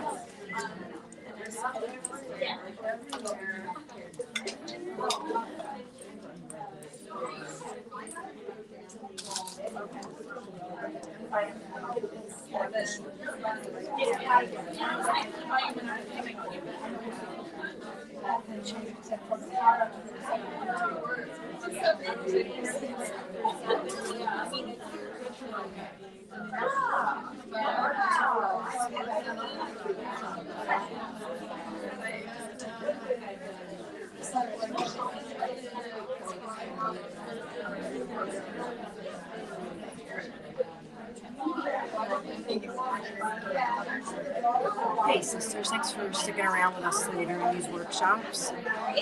That was Exulansic and Exulansic that was speaking to us, although it looks like you know that from the chat. Next up in this room, we have Elizabeth Chesak. Elizabeth, is that who's next to us? 3 o'clock. I don't think that's Kellie Kay is next to this week. And that is going to be at 3 o'clock. She is talking about the war on women. That's discussing female sexual abuse in the military and the threats posed by transgender regulations. That's coming up at 3 o'clock, which is just in a couple of minutes, all right? So thanks for sticking around. I'm just going to leave the feed on, and she'll be introduced, and we'll take it from there.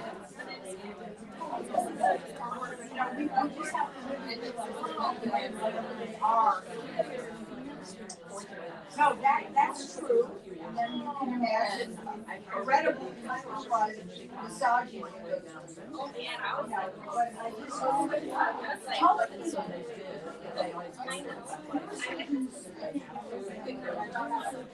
just stop one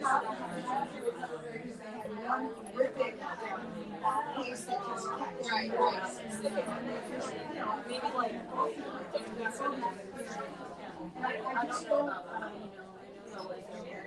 then I think that's all we got. Well, I mean, any doctor who does unnecessary Well, yeah. And it's a point. And noses and giving them fake breasts. So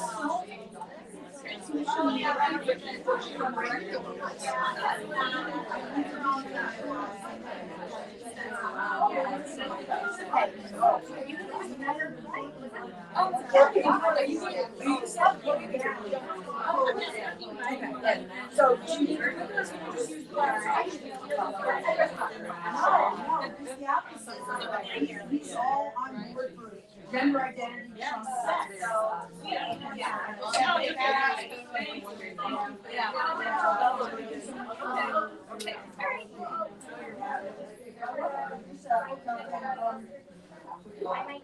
Good, I think it's good to go, yeah.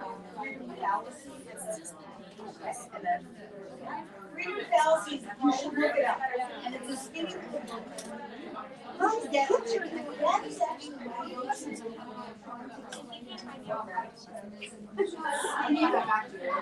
Oh yeah, I understand. I can't think of it. Oh, just. Alright. Whenever you're ready, I'm gonna intro you. Okay. So why don't you come up? Thank you. I'm ready. Because it's skinny and it's topical and the introduction is more Okay, women, hello. Our next presenter is Kellie, and although born and raised in Colorado, Kellie is planting her roots in Florida. She served in the Army for 5 years as a paratrooper in the 82nd Airborne Division and is now currently working as business process manager and obtaining a master's degree in human resource management. She is a super cat lady, a former people pleaser, and now an outspoken truth teller who wears her turf badge with honor. Please welcome Kellie.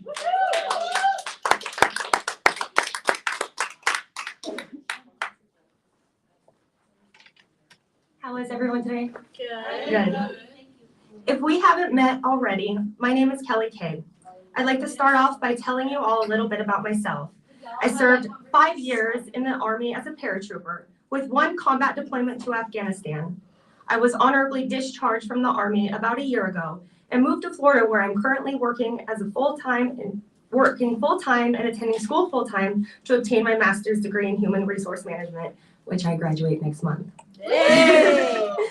And just like everyone else here, I am fed up with the trans bullshit. And I knew there were more women out there who felt the same way I do.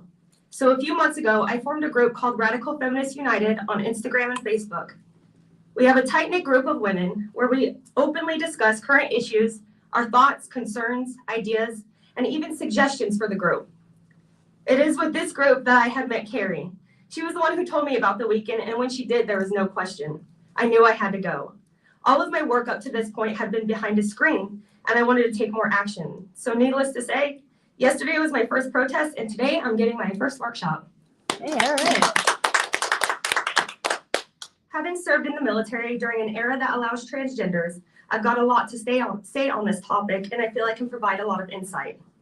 I am so fed up with these men claiming that the well-deserved titles and accomplishments of women. So I would like to begin this workshop by celebrating the accomplishments of women. And I don't even know why I have to say this, actual women, adult human females who have made history in the military.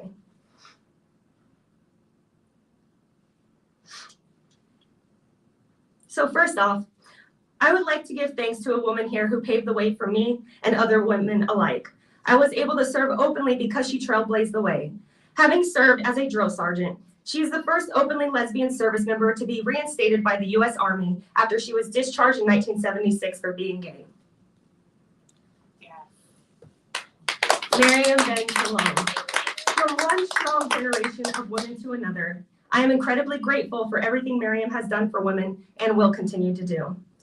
For generations, women in the military of various backgrounds had put their country before themselves and had sacrificed so much. It had taken centuries for women to have any sort of equal opportunity in the military. Our foremothers have brought us where we are today. Now we must pave the way for the women who come after us. So before I get too deep, there is one more woman I would like to recognize, Lieutenant Bennis M. Blue. She is the first female paratrooper and first female to serve as an officer in the 82nd Airborne Division. She earned her wings in 1976. Today, about 9%, more than 18,000 females are currently serving in the 82nd Airborne Division. And because she was the first jumper, I was able to follow the static line behind her as a female paratrooper myself. Yeah. Oh. Hold on, my thing's being weird.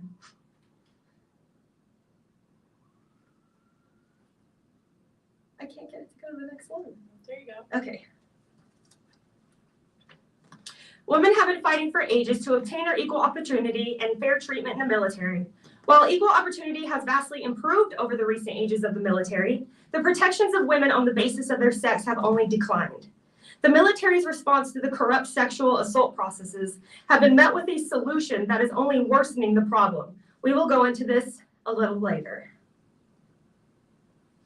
So let's kick this off with a little story about my time spent in airborne school. After rigorous training in the last week of the course, we put our lessons to the test and began jumping out of the aircraft. 5 jumps must be completed, including a night jump, a full combat jump, where your rifle, your ruck, your equipment are all attached to you. Luckily for me, on the first day of jump week, something happened in which I had no control over, which was going to make my day a lot more difficult. Can anyone guess what happened? Your parachute didn't open. Oh God, that would be bad. But yes, I got my period. Mother Nature decided to pay me a horribly timed visit, and I started my period on the first day of jump week. While rigged up in all of our gear with massive amounts of weight on us, waiting in the pack shed, that's where all the paratroopers are organized and loaded into the bird, I had asked several times to use latrine. Each time I was told, after next jump. So with my tampon overfilling and cramping like a son of a bitch, I sucked it up, completed my duties, jumped, and returned to the pack shed, and asked to use latrine due to a female emergency, and again, I was denied. Eventually, as expected, I bled through my uniform. The only thing I could do was pretend it wasn't there. A few people brought it to my attention, but no one could do anything about it, not even myself. So at the end of the night, I ran my 5 miles in formation back to the barracks with everyone else, blood dripping down my leg. I did my laundry that night and went to bed waiting for another day, bloody and rigged up in a prayer chute. The last thing on my mind was embarrassment. I just wanted to graduate the course. I wanted to be a paratrooper and nothing was going to stop me. So the point of the story being that men and women are biologically different. It is so obvious. No man will ever have to navigate his way through a period mishap in the middle of jump week. Likewise, no man has the anatomy to become pregnant or give birth. Females face additional obstacles solely on the basis of their sex, not only due to Mother Nature and our biological differences, but also due to the sexual abuse and harassment women constantly face while serving in the military. According to a PBS article from 2021, approximately 20,000 U.S. military members are sexually assaulted annually, but only 7,816, or 39%, reported those cases. Only 350 cases, or 4%, were charged with the crime. Studies published in 2018 in the journal Trauma, Violence, and Abuse suggested that nearly 1 in 4 women have reported sexual assault while serving in the military. From my experience in the military, that number should be a lot higher. In a briefing last year obtained by PBS NewsHour, the Army admitted soldiers are more likely to get raped by someone in the same uniform as you than you are to get shot by the enemy. And if you commit sexual assault within the Army, you are more likely than not able to get away with your crime. And this is an actual slide that they use in the Army for these briefings. Women who have served and are serving in the military sign the dotted line knowing that there is a chance they may go to war. We were aware of the sacrifices we had to make as service members for the sake of our country. However, what most of us aren't aware of when we sign the dotted line is that we were more likely to get raped than shot at war. Being sexually assaulted is not a sacrifice female service members have to make for this country. Absolutely not. Yet the higher-ups of the military are treating it like it is. I am proud of my service in the Army and even prouder to be a paratrooper, but it is completely unacceptable that leadership is never held accountable for these instances. Specialist Vanessa Guillen was reported missing from Fort Hood in April 2020. Her case tore back the curtain of corruption in the military justice system and inspired protests across the country. Got a video, let's see if it works.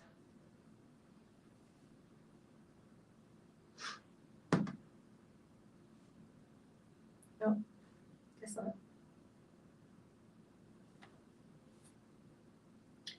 Okay, so Specialist Guillen had gone missing back in 2020, and she had confided in her mother the sexual harassment she was enduring at her unit. She didn't report the sexual abuse out of fear of retaliation. When she went missing, her phone and her barracks keys were found in the arms room where she had been working. Sounds kind of suspicious, doesn't it? When a sensitive item or a piece of equipment goes missing, the entire unit is put on lockdown, not allowed to go home, and forced to look for the missing equipment until found. Fort Hood will go to this length to find government equipment, but not for a missing soldier. Instead of initially searching for her, the unit listed her as AWOL, absent without leave. Specialist Guillen's family fought tirelessly, demanding answers and accountability from Fort Hood. On June 30th, 2020, her remains were found. The suspect whom Specialist Guillen worked with was tied to the disappearance. He committed suicide the following day after authorities had discovered her remains. Vanessa's case shook the community and empowered women across the military to speak up about the abuse and harassment they had endured while serving. Vanessa's family advocated for change in the process of sexual assault in the military. Last year, the U.S. Senate passed the National Defense Authorization Act, enacting provisions of the I Am Vanessa Guillen Act. Under the new law, the decision to prosecute sexual assault and harassment will be made outside of service members' chain of command. Because of the voices of women and their demand for change, change was starting to happen. After this win for females in the military, DOD failed to safeguard women in the long run. The DOD and all branches of the military began implementing changes which did nothing to protect females from sexual assault in the military. In fact, they began implementing changes that would only increase women's chances of being sexually assaulted. On June 30th, 2016, the U.S. military began allowing transgender Americans to serve openly in uniform. On April 12, 2019, a ban was implemented prohibiting transgender individuals, with some exceptions, from the military. But as we all know, transgenders are allowed to serve openly in the military now. Many people are aware of Executive Order 13988, which President Biden signed on the day of inauguration to prevent and combat discrimination on the basis of gender identity or sexual orientation. But just 5 days later, he also issued Executive Order 14004 on enabling all qualified Americans to serve their country in uniform. This pushed new transgender policies and regulations down to the military level. Upon my research into this topic, I found multiple arguments to support the negative effects of allowing transgenders in the military. Trans ideology is weakening it. Throughout a service member's transition, they are often non-deployable. Our tax dollars are going to affirming care where soldiers are often on a non-deployable status. And with the war going on right now, it's actually terrifying that American military's combat readiness is dissipating. One thing that I will never understand is how people are disqualified from service for having flat feet or a mental illness of any sort. Yet someone can have gender dysphoria and use transitioning as an incentive like it's the GI Bill. It's mental illness. Through all this research, however, not a single one mentioned the negative effects it has on female service members. Why am I not surprised? Articles covered in detail how this is a financial burden and a threat to military readiness, cohesion, and lethality. And while that all may be true, what about the women? We are always left out in the fucking dust. So I got another story for you that's going to tie together. When I had returned home from deployment back in 2018, I had gone out to the bar drinking with some buddies. The dive bar was always ridden with military personnel. As the night progressed, I got to talking to another girl who was also in the 82nd, but a different brigade. Given there are a few females in the division, it's always nice to get to know another woman who wears the same uniform as me. She seemed a little different, but the Army is a melting pot with all kinds of people of various backgrounds, so I learned that you can't always judge a book by its cover. Later into the casual conversation, she asked me what I thought her MOS or her job in the military was. I just made some random guess, and then she told me that she was in 11 Bravo, in infantry, and one of the first females in it. A year prior to this encounter, the first group of women graduated the Army's gender-integrated infantry basic training. Females serving in combat roles was big talk at the time. I was stoked to have met a girl who had broke history. With so many articles going around about the first females in the infantry, the next morning I decided to Google the girl I had met the night before, and this is the first thing I saw. Correction, he is one of the Army's first transition soldiers. I didn't know whether to laugh or be angry at first. I had been duped by a man who joined the infantry as a male, was on cross-sex hormones, received facial reconstructive surgery, removed his Adam's apple, got vocal feminization surgery, kept his penis, and then claimed he was one of the first females in the infantry. It felt like a slap in the face to female service members. And at that point, I recognized that there was a hidden agenda aimed towards his own benefit. And just to be clear, I had referred to this man as she earlier in the story just because that was my honest assumption at the time. And I just wanted you guys to be just as shocked as I was upon finding that one the next morning. And just so there's no confusion to who these titles belong to, here are the first enlisted females to graduate infantry basic training. These are the women who trailblazed the way for the infantry females in the future. So let's get back to this nonsensical changes the military had implemented, which is backhandedly oppressing female service members. On April 30th, 2021, the Department of Defense issued DoD Instruction 1300.28 on in-service transition for transgender service members. The policy states, the policy states, gender transition begins when a service member receives a diagnosis from a military medical provider indicating that gender transition is medically necessary and then completes the medical care identified or approved by a military mental health or medical provider and a documented treatment plan as necessary to achieve stability in self-identified gender. It concludes when the service member's gender marker in DEERS, the Defense Enrollment Eligibility Reporting System, is changed and the service member is recognized in his or her self-identified gender. Service members must meet all applicable military standards in the self-identified gender. With regard to facilities subject to regulation by the military, a service member whose gender marker has been changed in DEERS will use those birthing, bathroom, and shower facilities associated with his or her new gender marker. So let's get this straight. Service members can self-identify their gender without making any changes to their body. The policy also states that each military department and service may issue policy regarding the application of real-life experience, RLE, including RLE on an on-duty status before gender marker change in DEERS. Real-life experience. That's what the military calls it when a man plays pretend as a woman and infiltrates the female-only spaces. But I don't recall any man in the history of the military ever having to deal with menstruation during combat operations. Playing dress up does not give anyone real-life experience as the opposite sex. This is so much more than an issue than just men stealing women's rightfully earned titles in the military. With sexual abuse running rampant in the military, the last thing that should be done is allow men into women's spaces, but not according to the Army.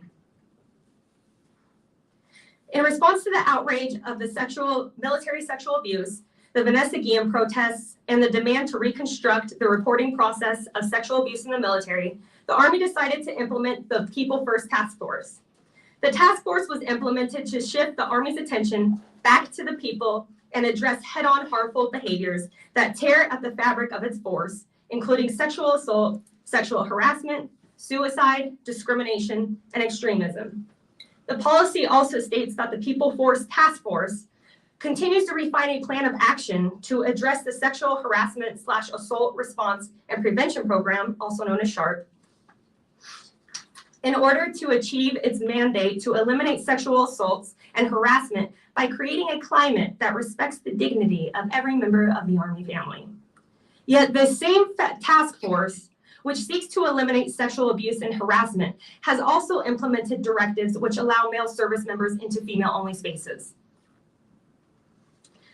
The 2021 to 2022 Army Directive on Army Service by Transgender Persons and Persons with Gender Dysphoria states that its purpose is to, quote, implement DoD policy changes to the standards for retention, separation, in-service transition, and medical care of transgender personnel, as well as the accession of individuals with gender dysphoria, unquote. How in the world is this directive supposed to reduce military sexual abuse? Simple answer is, it's not. It's going to increase it. With sexual abuse being so common amongst females in the military, women need female-only spaces. They deserve female-only spaces. They have the right to female-only spaces. Most females in the military have experienced the close quarters of what used to be female-only spaces. It is common to sleep in open bays with other women where we all change in front of each other. In fact, during airborne school, there were open showers. After PT or physical training in the morning, we would rush to the showers on a tight timeline to get ready for the day. There were not enough shower heads for as many females there were, so naturally, we took turns lathering and rinsing. With multiple women I didn't know, vulnerable and naked, I never felt unsafe. Maybe a little uncomfortable at first, but I never felt unsafe. To allow men to identify as women into vulnerable spaces for women is, to me, a direct example of female oppression. For a man to be thrown into the mix would make women not only uncomfortable, but also unsafe given the alarming rates of women who are sexually abused in the military. While deployed to Afghanistan, there were transit barracks to give deployed service members a place to sleep while traveling to different compounds across the country. The transit barracks consist of an open room or rooms with multiple bunks in close quarters. You pick out an open bunk, preferably one that is the least stained, lay down in your whoopee and get some rest. Oftentimes, service members are stuck there for days in transit. There's little to no privacy, but to make as much of it as possible, people would claim a bottom bunk, stuff a blanket under the top mattress, and make a curtain of privacy over their bed. You change, sleep, bathe amongst other service members whom you had never met. Again, by allowing men who identify as women into female-only quarters, they are putting female service members at an even higher risk of being sexually assaulted. Sexual assault and harassment happens even more often during deployment. While deployed, I served under a command sergeant major who preached standards and discipline to his paratroopers, yet was a rapist, victimizing his chosen female subordinates. Women need their own sex-segregated spaces for their safety. Rather, the DoD is willing to put all of the female service members at an even higher risk, all for the sake of a man's feelings about their gender identity. This is war on women. What is also concerning is how effectively female service members, are silenced from speaking out against these devastating issues. The fear of retaliation plays a huge factor. According to RAND, 28% of those who reported sexual assault say they had experienced retaliation after the sexual assault. Again, I feel this number should be substantially higher because ostracization is another form of retaliation which has a great impact as well. According to the DoD's 2020 demographics profile, females make up 17.2% of active duty service members. Given females are the minority in the military, their voices are often outnumbered. Females who come forward about their abuse are often labeled as liars or whores and shunned within their unit, making it for a hostile work environment. Many females weigh the options and feel it isn't worth it to say anything, given the repercussions they would face. Life is seemingly easier if you just stay quiet in the military. While the Army would argue that they are taking action to improve the processes of reporting sexual abuse and harassment through the People First Task Force, the new policies and regulations they have implemented under that same force state otherwise. Oh, what happened?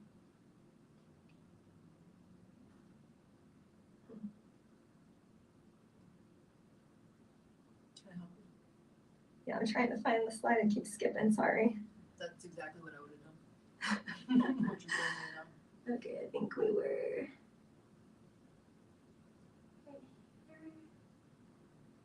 Okay, I guess I'm missing some slides, sorry Go about to that. 25. What was that? Go to 25. I think that's the right one. Okay. Under the Army Command Policy AR 660-20, service members are prohibited from participating in extremist organizations and activities. The Army defines extremist activities as one that advocates racial, sex, included gender identity, sexual orientation, or ethnic hatred or intolerance, or creating or engaging in discrimination based on race, color, sex, including gender identity, national origin, religion, or sexual orientation. So let's get this clear again. Female soldiers who are intolerant of males who claim they are female infiltrate their way into their spaces, making them unsafe, are participating in extremist activities. Is sex and gender identity are the same thing, Kelly? That's what they're telling us. This is also punishable under Uniform Code of Military Justice, UCMJ. Article 92 of the UCMJ is failure to obey an order or regulation, written or stated. The individual must have violated a general order or regulation that they had a duty to obey. For example, the regulation on extremist organizations and activities. The maximum punishment for this being a dishonorable discharge, forfeiture of pay and allowances, and even confinement for 6 months. No wonder why female service members would rather stay silent than speak out against the regulations which put their safety at risk. They had sacrificed so much of their lives for their country, only to risk losing everything they had worked so hard for.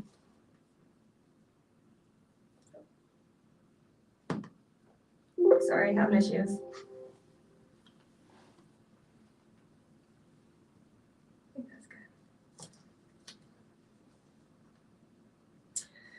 Sadly, for some female service members, they felt the only way out was to reject their own sex and try to opt out of womanhood in an attempt to protect themselves from sex-based harassment in the military. This has also become a valid concern for lesbians serving in the military. Lesbians who do not conform to feminine stereotypes can easily fall into the trap of transition. Their sexual orientation is discouraged while they are affirmed on their false identities of a straight man. For a movement so focused on equality and inclusion, it is ironically misogynistic and homophobic. Bottom line is, None of this is going to get better as long as the laws, policies, orders, and regulations which define gender identity on the basis of sex are in place. We need to keep bringing these issues to light. And I think we're doing a great start here by being able to openly talk about it, because I feel like a lot of the time people are just in the dark about it. So being able to be open, talk about it, put a highlight on it, show everybody what's happening, discuss this openly, talk to people about it. And I think that's going to be the first step for changing action.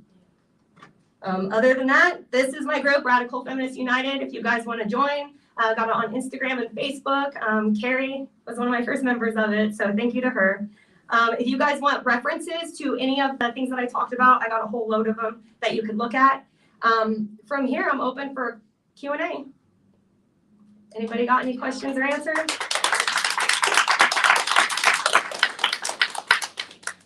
I'm wondering, Kelly, if you encountered any trans-identified males during your service time, and or if any actual female women spoke up about it. About? Like, did you have any Tims anywhere near you? In my unit, no, I did not. Okay. We just had the female to male. So not in my unit, I didn't have any female to males. Okay. Mm-hmm. Any other questions? Go ahead. Even just being online, like maybe 4 years ago, I had 2 Marines harass me. I don't even remember what the original thing was, but both of them individually sent me rape and death threats. And I actually contacted the Marines, and they were like, "Oh, thank you for reaching out." I don't know if they ever did anything. And then they probably didn't do shit about it, because that's what they normally do. Did, but it was just like astonishing to me that people who are like, you would think like men in the Marines would be really upstanding citizens and really good men or whatever. Like that's what they're the Marines, you know. And then to have 2 men. Yep. They back and forth in the comment section and then individually message me and were like, just the terrible trash that they say, you know. But I was like, are you real? Like, this is real? Like, you guys, you're doing this? Yeah, and it's sad because they really don't take the action that they need to be. They say that they're changing it, but as we all know, the elites are always pretty much to blame for all these policies that they're implementing. And it goes the same for the military too. The higher ups, the leadership are completely unaccountable for everything that they're doing. And so of course, nothing's gonna change if they're the ones writing the rules for everything. Just shove it under the rug. And it was the same way too, like with military sexual abuse cases and everything, it would go through the chain of command. And then from there, it's like, there's so many conflicting things because you have like commanders who are going through your investigation who could have been a part of it.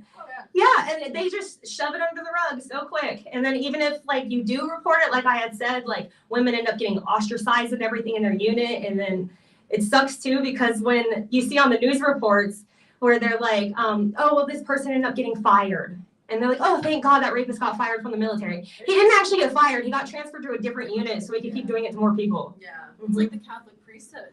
Yep. Yeah, they just move them around. Yeah, that's crazy. Go ahead. I'm just curious, like you're going into HR, how do you feel about the encroaching DEI stuff that you're probably gonna have to face? It's funny that you say that too, because for my master thesis that I'm working on, I'm doing it on the conflicts that there are between transgender and the sex space, because since gender identity is on the basis of sex, that's completely messing everything up. So in my thesis, I'm actually pulling out all of like the policies and everything that are protecting like gender identity and all the ones that protect women on the basis of sex, how they conflict with each other and how it is a problem for human resources because they're given just completely gray guidelines. Nothing is black and white for the most part. And so it just sucks because they're having to rely on their ethics more than anything, because you can go through all the laws and policies as much as you want to, but if they're conflicting, how's that going to help? Yeah. Kelly, there's a person on the live chat that she's asking if trans women and men sleep and shower with women. So I think she's asking if soldiers are housed as per their gender identity. Yes. Yes. Right? Yes. Showers, Yeah. everything, Yeah. bathing, Yeah. they are open to be with everyone, and that's just so alarming considering the rates of sexual with abuse. their penises. Yeah. Yeah, intact. Yeah. Wouldn't that also be worse for any woman who identifies as man, you know, like a trans man or whatever? Yeah. Like if they were to stay in the barracks with other men, like if there's such a horrible rate already of this happening, to add more leeway to like the situations, like that's not how you, like a boy had a sleepover. You know what I mean? Like, you just, you know that changes things. And it sucks because it is such a double-edged sword. Like, if you think about it, like the female to male transitions in the military, like who's at risk? The woman is. Yeah, right. And then if it's a male to female transition who's in the female area, who's at risk? All the females around that male. So it's just blatantly misogynistic. Yeah. Anything else? There was another question here. What does it take for a man to actually be dishonorably discharged from the service? Maybe that's not on topic. Honestly, that is a very broad question because everything is at commander's discretion. So it could be anything. Like some people be rapists and they kind of get away with it and get thrown under the rug. And then there'll be someone who maybe like, I don't know, pops for marijuana and they're just automatically dishonorably discharged. So that's the thing that sucks about it is everything is commander's discretion. There's no really like standard level of it. So dishonorably discharge, you do something wrong. And if they decide that you deserve the maximum amount of punishment for it, you get it. Thank you. You're welcome. Do you know of any stories or experiences of other women who have spoken up and gotten the maximum punishment? So I've known a couple of women who had spoken out about their sexual abuse and everything in the military. And like I said before, they were just completely ostracized and they were made out to be like they were like the bad person. They were just a whore and everything like that. They got transferred over to a different unit and everything to get away from it. But it just sucks because they give you an option to do a restricted or unrestricted report with the sexual abuse reporting process. And unrestricted would mean that like it's just open, like commanders and everything go through it. And then unrestricted is where it's like kind of kept to like a chaplain or the military sexual abuse counselor or something. But the thing is that it's a fishbowl in the military. And as soon as you open up an unrestricted or a restricted report sometimes, it's not going to be necessarily restricted. Like there's talk, things go around. What is the attitude of women in the service to this? Like, would you say that most women feel like the way you do about this, or would you say that there's? Honestly, I feel like you kind of get sucked into like the environment of it. Like at the time, like I didn't really feel that much, you know, like I kind of just like expected like, well, I'm like the minority. I'm like the 4% of the females here. Like I just kind of have to like make my way into the man's world and I have to deal with it here. But definitely with the sexual abuse, that was a big concern with a lot of women. I remember like we had some meetings about it in Afghanistan and stuff. And yeah. Specifically the trans issue. The trans issue? No. I not like maybe now I got out of the military about a year ago. They couldn't even talk about it. You couldn't even talk about it. Without jailed.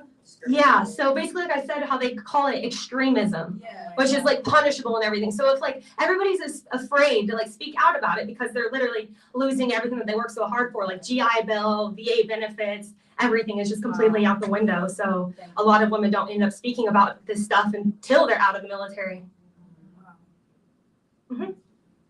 I come across in my internet dwelling a large majority of these people, like 1 in 3 that you click on have like military veteran, like trans women, like they always have like military veteran or Army, Air Force, like there's a huge number of these that are ex-service people. And I'm just curious, like, is it because they get demeaned and like that sissy type of thing, you know, like they get like the sissification, there's like the whole sissification part of this autogynephilia, trans, whatever, like I'm just like, is it because, do you think it has anything to do with like getting yelled at and demeaned by other men? Like, you know, like I guess my only reference is like watching movies where it's like, you soldier, you're worthless. It's like, do they get demeaned? I just feel like that would make it worse for them, you know, because men are very, in the military, like masculine, you know, and so if you... they take it like personally and they're like, okay, maybe I am a cretin of some sort. I like hate women, so I must be a woman. Like, yeah. And I think sometimes too, like maybe it's just like they get those advantages. And another thing that sucks too is that our physical training scores, your score on that affects your promotion. So if you got these men who are identifying as female, they still have the PT, like they have to get the same scores as females. They're not on the male standard at all. Yeah. So it's like they're just blowing away all the competition, just kind of like they are with sports. Oh yeah, I didn't know that. That's interesting. That they like So I'm hearing a lot of like good things of like exactly how the military is protecting these men who are going into women's spaces. they can't talk about it. But like when a sexual assault does happen, like what have you seen is like the standard procedure?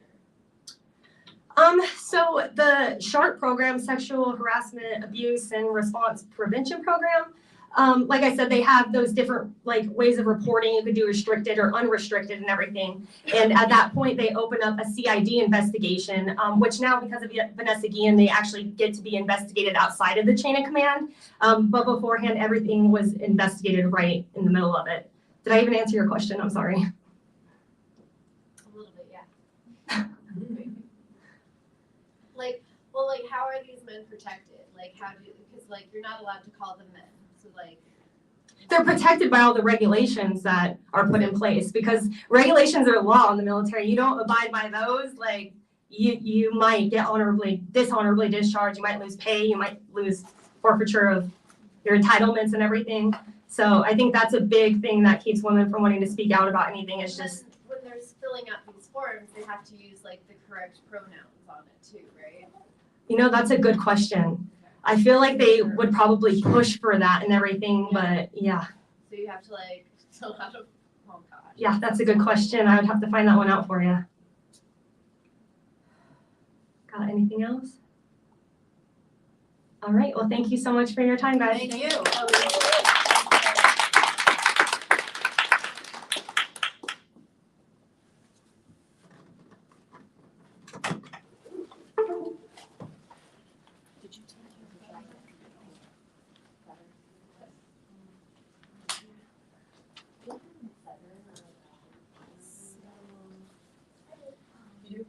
All right.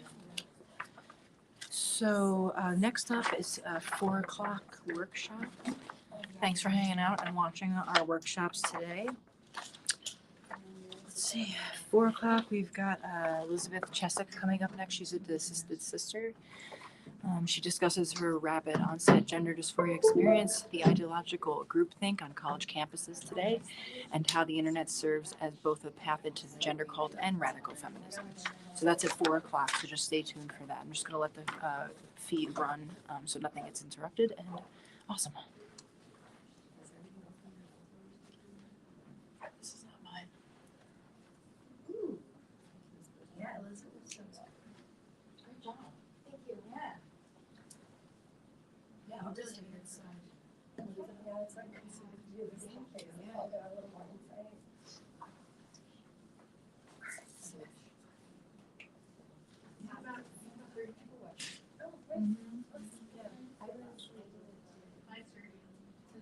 Oh, awesome. Oh, good. Thanks, because I did that yesterday.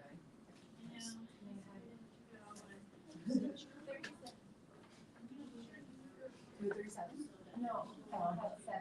Okay. Oh, 30. But a lot of people watch it like after. I never get myself like When it's actually live.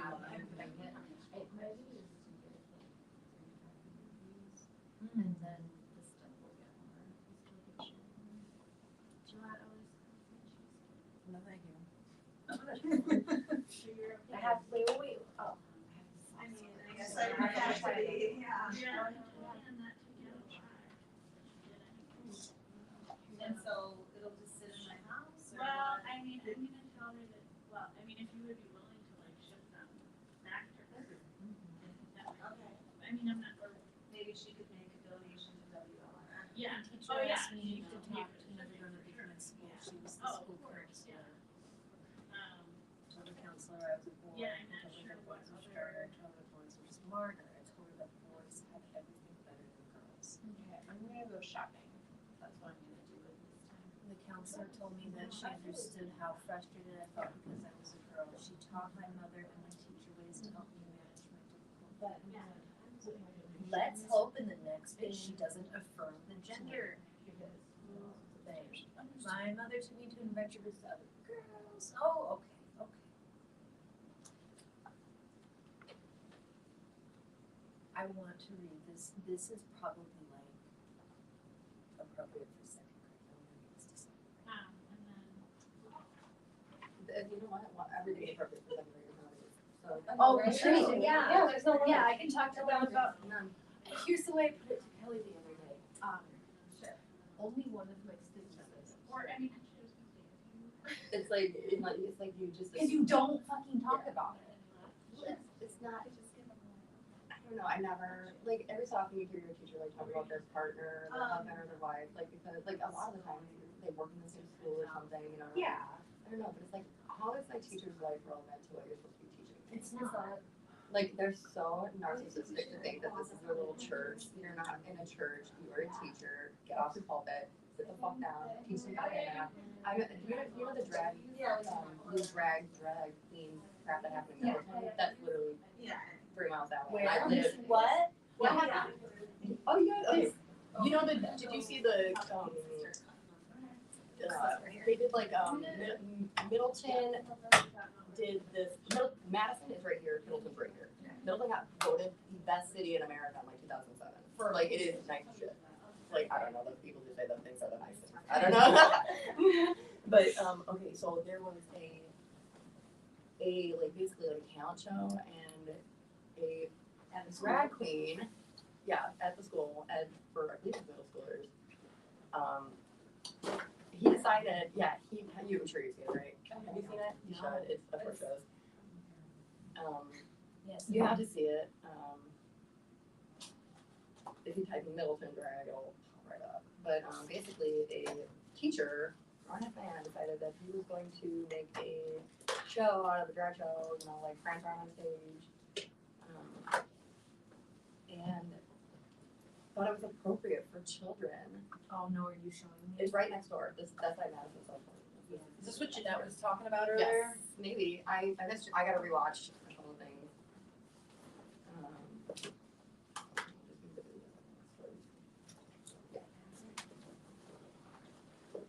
High school teachers' drag performance for students draws controversy. Support and criticism. Like high slit. If a woman did this, if a woman got that dolled up in front of her teachers and did that. Ew. And like I saw comments that were like, young girls who dress up like that and get away with it. Like, A, they're in their high school. as a sex offender. Yeah, oh, absolutely. Yeah, If young girls do it, you know it's because young girls are like. I want to be able to hear it. Sorry, I'm not telling you to totally be quiet, but I want to be able to hear it. Because this is new to me. Yeah, I no, live here it's- yeah. and I'm counselor. Yeah.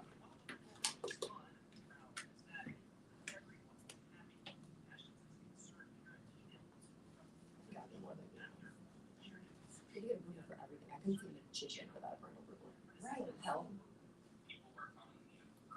You are. Bitch. You are a narcissist. If you're not at I least, love that groomer term. at least a narcissist. It's so true. It's so Mingo, true. Mingo yesterday was like, groomer. He's driving it left and right. And I'm like, oh, I know. But they don't take you seriously when you drop that on them. They're like, you gotta just have knowledge. This reporter guy looks like my tattoo. That's totally not it. Maybe it is. Secret life somewhere. We stand with Cashton. He resigned before he even did that. So like, we were like, teacher resigns. It's like, no, he resigned before he did that, actually. He was moving on, and that was like his soiree out of town or Oh, whatever. like his last hurrah. Last hurrah, yeah. So like he was trying to make it seem like he got sacked for the performance. Like it was like a peaceful leaving, like I'm just leaving kind of thing, like. But do you hear the video itself? If this was an adult What does woman, this have to do with school? and you can warm it up, like, what the fuck? Like No at one least is like at the minimum, you're a narcissist. Can you at least accept the narcissist thing? Like at least. Like what compels you? What the fuck compels you to do that? And the thing is, I saw trans people saying, well, teen girls can do that. Teen girls do performance like that all the time. I'm like, yeah, and teen girls do it with the intent of like, there's like boys in the audience and we're gonna be cute and like, the girls are gonna look at us. Why like, is it's like he that, on like, stage and they're not? for teen girls. You're not a teen girl. You're not a teen girl. Why would you be on their stage? That's the kids' fucking stage. Yeah, why is it your talent show, not the children's? The teachers never participated that directly in our talent shows, and if they did, it was like a pie in the face. Right, like we It's taped a the pie. principal to a wall. Yeah, yeah. Oh, yeah. Yep. Basketball court. They took tape and duct tape to a wall. Yeah, that's it. There was no like. high slit skirts. And it's crazy too. I It was like all the way up the to whole his way. feet. You could see his butt crack, basically, like too much. What were you gonna say? I went to high school in Colorado, and I went to a pretty like open progressive school. Like our principal was an open lesbian, and we had like gay teachers, and everybody was pretty aware. Like they're pretty like flamboyant. Right, you know. But it was like never part of the conversation. We just went there to like learn our stuff in class. And you knew your like, teacher was taught gay. us. Yeah. Who cares? And you didn't have to sit there and like push it down or Yeah. or anything. I It am was going never to brought tell you up. yes, you did. It was never like brought up. I'm a cis woman and I include trans women. I'm like, okay, you're bisexual. Like, okay, that's fine. It's okay to be gay. Like, that's not what we're not here to hate We're gay not people. here. Like, no one here. I think it'd be really hard to be in this room in these spaces if you did hate gay people. Like, honestly, like you're gonna sit around all these like lesbians and just like feed or something. Like, what do you like? Do we really think that's how this functions? Transfans. I had one reposting a nice photo to their follower saying this Catwoman Core is his name. Are you on Instagram? I am Rose on a deathbed. Rose is on a deathbed. Yeah. Yeah, I haven't posted anything in like 2 years, but I think I might get back more. Well, I'm following you. So I really like once quarantine happened, I kind of just like I haven't really posted since the whole quarantine thing. I've been trying not to like exist in any online format except for like the Turf Underground. Stand for again? What? Haley. What is it? Roses on. A deathbed. Okay, so you just gotta Lyrics. follow from Yoga Bench. That's me. Yeah. Follow that. Yeah, and I probably will be posting more, but I just kind of put my stuff on hiatus because I did have a couple of people like after that. No, he posted my picture of me and my boyfriend, and it's a really cute one of like us looking at each other like totally in love, and he like posted that, and this was like this straight hetero woman is trying to tell me I can't be a lesbian. I'm like, you're a male, you cannot be a lesbian. I don't think it takes a lesbian to tell you can't be a lesbian. You have a I have actually been penis. confirmed since I've talked to a few people here that indeed they agree as well, and they are lesbians, that this man was not a lesbian. So I was accurate. I took a good guess and I was right. It's just so funny. It's like, I have to be a lesbian in order to tell you what a lesbian is, but you are telling me what a woman is. Like, this is rich. It's just like this is typical rich. male hubris. Typical, like, they think they belong. And apparently they do. Oh, I didn't even put that in my presentation. I think that one transgender was talking about that I thought was a female at first, and I found out what it actually happened because I had given him like my number at the bar and everything, but I thought it was just another girl and stuff. And so she was like hitting me up afterwards, asking me if I wanted to go to like Target and go to stuff, open up and women's clothes and stuff. And I just completely like I didn't respond. I just like completely. It's sort of like, do you want to go on a nature trail walk or like go do something? Yeah, it's like you want me to go with Nice. you to go change in women's changing rooms with dick out? Like, are you fucking kidding me? Well, that's they think So they're like, gonna get like that how did you girlfriend actually experience. find out? Through searching? Yeah, because like it was his all name? over the place, you know, and that was like big talk of like the first females in the infantry Yeah. and everything. And I was like, oh cool, never mind. I was like, let me see if I can like search her up. Like, okay, Yeah. and everything. Searched it up, and then that's the first thing that popped up, and I was like, And then you started getting the Disappointing. text. Then you started getting the text. I want to say like that hot air and you're not there. So and I just kind of ghosted and never responded. That's the only way to do it. You can't even like say I'm not interested because they like Oh, yeah, they're but, men. like, They don't they're take men, it. they- They're men. They yeah, don't they're take not it really that rejection. extremism. Yeah, exactly. Like they can't take no. That's what this whole fucking thing is about. They don't take no for an answer. Okay, yeah, I know you're you look stupid. That's the point of that. But you're not a woman. I'm not gonna call you it. That's literally the bottom of this argument. I'm not doing it. I want to keep talking about this stuff, but I drink all of this, so I'm gonna go to the restroom. You know, it's all days going on. I just kind of have been showing up and yeah, I've actually been in the group for a long time. I didn't know. You know, it's like you don't know who runs it. It's like the face and like be like, I Hey, there's a hot mic, so I'm just gonna The try live to shut stream it is still going, just so you all know. Yeah, nobody They're can. probably hearing all our turf discussions. They are probably hearing the top secret, top turf. It's okay. It's all the truth. I don't think I've said anything. I was gonna say, I'm trying to think of what I said. I don't. Yeah, I was like, oh, everyone's true. Yeah. It's hate speech. What are we talking about? We're hate speeching up in here. Ay, ay, ay.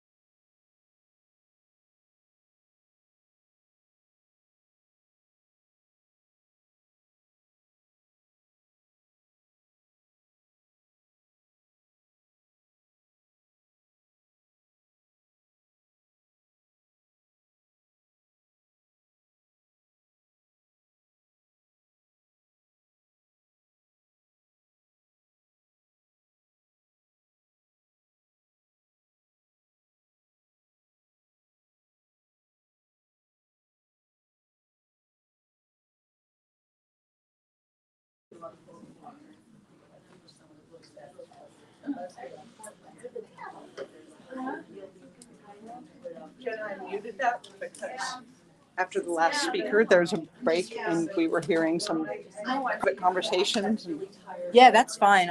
yeah, so just so you know, it was muted.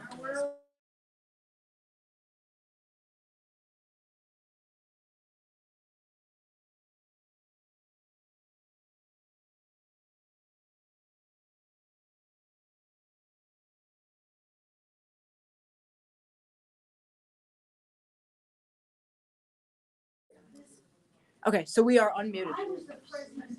We're muted. No, my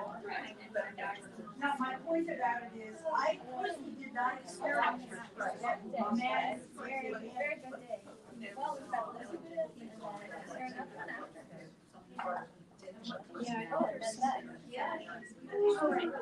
I mean, unless you want to put ourselves this time. So you might there?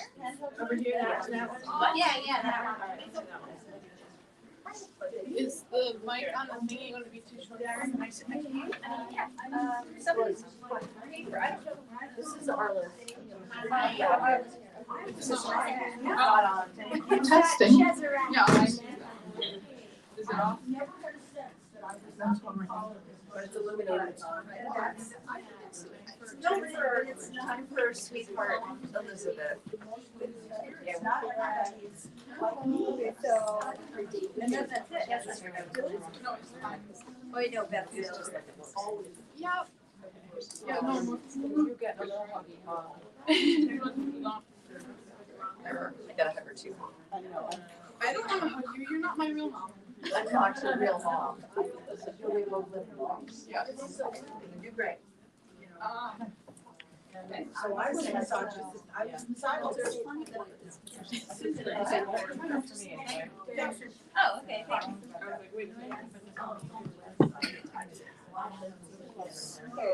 Get my started. Okay. I'll intro you. Alright. Hello, everybody. Is this on? No, press the button, yeah. There we go. Now we're on. Okay.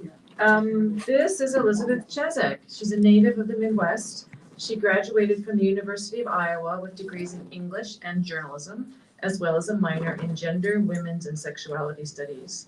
Her pronouns are he, she's, chocolate bar. Hershey's chocolate bar. I get it. That's funny. All right. Welcome, Elizabeth.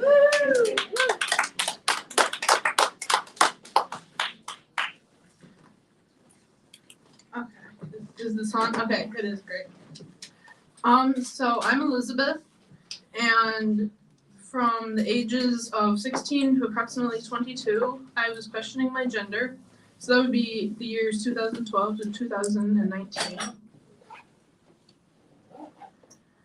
I was basically a classic case of ROGD. I got sucked in via the internet. I never medically transitioned, never even socially transitioned. I didn't change my name or pronouns. And in the years since desisting, I've just been trying to understand how I got sucked in and how I managed to get myself out, especially because most of my friends are still in the cult. And this is just a picture that I wish I could show them, that there's room for all of us here, so please stay.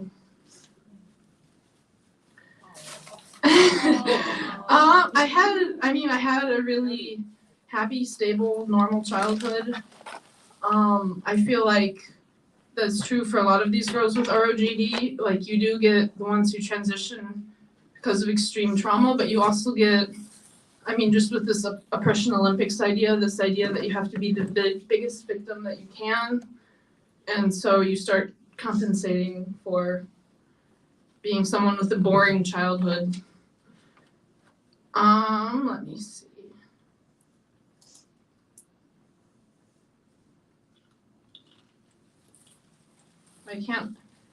My slides aren't advancing. Try hitting the computer button instead, the little arrow on the computer. There. Yeah. Oh, there we go. Okay, so my parents raised my brother and I, who were a year apart, to just be ourselves. They weren't overly concerned with gender stereotypes or any of that. I was a classic tomboy. I was always climbing trees and getting into scrapes on my bike, and I don't know, being obsessed with dinosaurs and worms, and I don't know. Let me see. I learned about feminism when I was pretty young, so I was probably like 8 or 9, and I would just be reading about like. Can we try to fix that crackle? Did she touch it? Yes. No, this cable just like really can't move at all. This cable right here. Okay. Okay. Yeah, sure. Okay, and then. I'm sorry. No, it's okay. It's very sensitive. Okay, so I guess this is up to middle school now. So, like I said, I had a pretty normal, happy childhood, but going on below the surface were some other things. Sorry, You don't have to, it's okay. It can Okay. pick you up, it'll pick you up, you don't have to lean into it. You're alright. Okay. Yeah. So, of the things that were going on below the surface around this time, one of them was that I was figuring out that I was a lesbian, and of course I'd been completely indoctrinated into this belief that LGBT went hand in hand with the T. And, if you didn't believe in everything you said, in everything they said, you were a terrible person. Another thing that was going on was that I was beginning to have increasing symptoms of OCD, which was something I was kind of starting to figure out more concretely towards the end of high school, but I wasn't diagnosed yet. And then another thing was that I was homeschooled, which I'm very grateful for, but I definitely spent way too much time online. And I'm not mad at my parents for not setting more boundaries, because I know back then I would have been pissed if they cut back on my internet time, but I was definitely online way too much and just filling up my head with all kinds of shit. Okay, this is actually within a few weeks of when I came across a cluster of trans-identifying teen girls online. They were almost all lesbians and bisexual women. We actually met via a Harry Potter roleplay. So basically, the original reason I got sucked in was because I was like, oh, well, I'm attracted to women because I was meant to be born a man. And my brain just kind of ran with it because that's how OCD works. You just can't get the idea out of your head. But at the same time, I couldn't deny that I had been born female and I was attracted to other females. So being a lesbian made the most sense. I did come out when I was 16. So that was right around the same time I ran into the trans idea. So this is just a little explanation of how obsessive compulsive disorder works. So you experience an unwanted distressing thought, urge, mental image, or doubt, which brings up feelings of distress, fear, worry, or disgust, and you feel the need to tamp that down. So you perform some behavior to alleviate the anxiety. And for a while that feels okay, but then your obsessions will return. So, a stereotypical example could be, you're just sitting chilling at home, and then you think, well, what if the door is unlocked and someone breaks in and, I don't know, robs the house or something. And so then you go and you check that the door is locked, and you're like, okay, it's good, I'm safe. And then you're like, did I get up and check the lock? I need to go do that again. So you just basically, the more you give into this, the worse you feel in the end, but it temporarily soothes your anxiety. And I guess I just really see a big parallel between what falls under the category of gender dysphoria and obsessive compulsive disorder, because you just see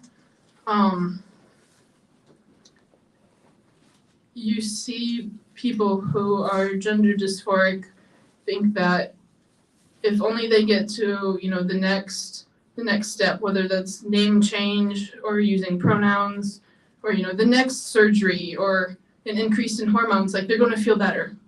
And they usually do for a little while, but then it comes back worse than before.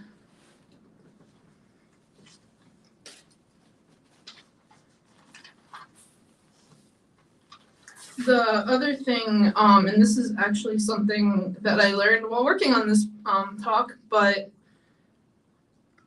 one I guess manifestation can be scanning like your physical body and like continuously self-monitoring, like, do I feel right? And so that's why many people with obsessive compulsive disorder also have hypochondria. And I realized that this is basically how I induced my dysphoria, because once I was exposed to this idea, I started thinking, well, do I want top surgery? And then I would just like hyperfixate on that part of my body to the point that I became really uncomfortable with it. And that wasn't true before. I was perfectly fine with my body.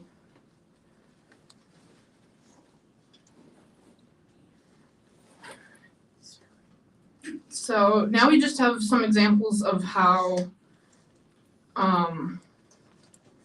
just the silly circular thinking that just kept me trapped in this ideology. So, what is a woman? Anyone that identifies as a woman. Well, what are they identifying with? With women. And I would just think like there was something I was missing somewhere. That like maybe it wasn't circular logic, because if you said it was circular logic, like you were a bigot, right? And I wasn't a bigot, so there was like something I was missing. Turned out you were a bigot. Just call me the notorious bigot.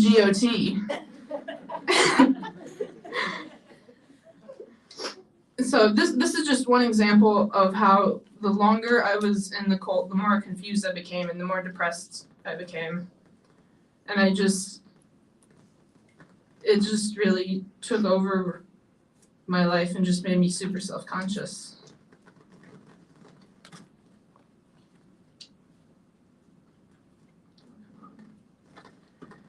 Okay, so this is, I can't believe I took this seriously, but at the time I did, and I said I would be like a 5 or a 6, because I'm clearly not a Barbie doll.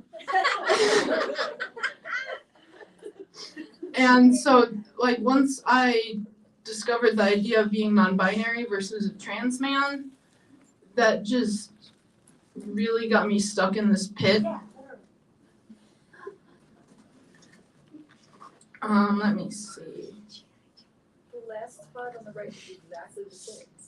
Right, they're just different colors. Yeah.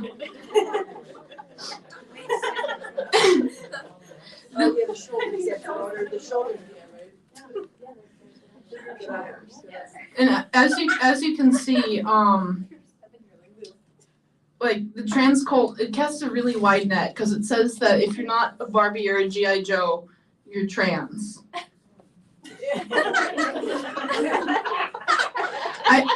I used the genderbread person because it was still like a person when I was in the cult. They hadn't switched it to the unicorn yet. There's just so much navel gazing and like obsessive labeling going on here. I would take Am I Trans quizzes, and they would always tell me that I was trans. And I took a trans quiz like a few weeks ago and it told me that I was trans. Almost everybody is trans, is what it comes Right. down to. Yeah, we're all. Right. You could be the most wearing informed pants. person and would tell you you're trans. Right. And see, that's another thing that tripped me up, because they would say not everyone medically transitions, or like not every non-binary person presents as non-binary. So I could be like a totally normal woman, but like non-binary at the same time. And it just encourages you to hyperfixate on just the stupidest shit. Like, whether or not I like to wear pants or what my favorite color is doesn't make me a woman. Right.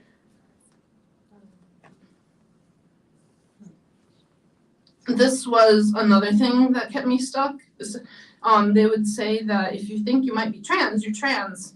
Cis people don't wonder about their gender identity. And I was in the cult for 7 years, so by the end I was like pretty sure that I was trans, because I had spent so much time thinking about this. We're told that no one understands your gender identity better than you, and that there aren't any objective truths. It's just what you feel about yourself. So by any metric, you know, I was trans. I was consistent, insistent, and persistent until all of a sudden I wasn't. I never felt that my parents would understand, so I was really secretive about the whole thing. I basically felt that if I talked about it too much, it would like speak it into being. So I only ever talked about it to one friend, and we haven't spoken in years, but I do kind of keep tabs on her still. I probably shouldn't because it always makes me sad. I found out last month she finally saved up enough money to have her breast cut off.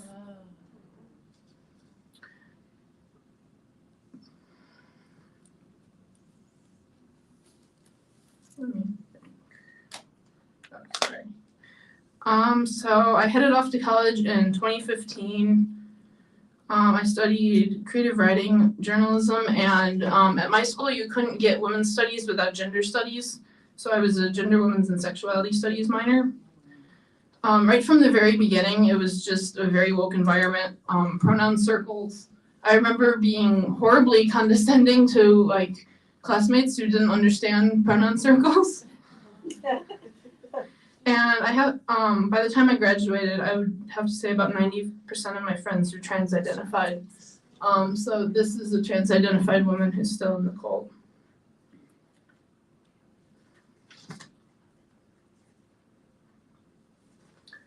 I procrastinated cutting off my hair for years. I really wanted to just try it out, like since before I found the idea of being trans. But I was worried that if I liked it too much, that would mean that I was a man or non-binary. So like I kind of had a little breakdown before I cut my hair off. Like I made the appointment, and then the morning of the appointment, I was like, but if I like it too much, maybe I'm really a man. Let me see.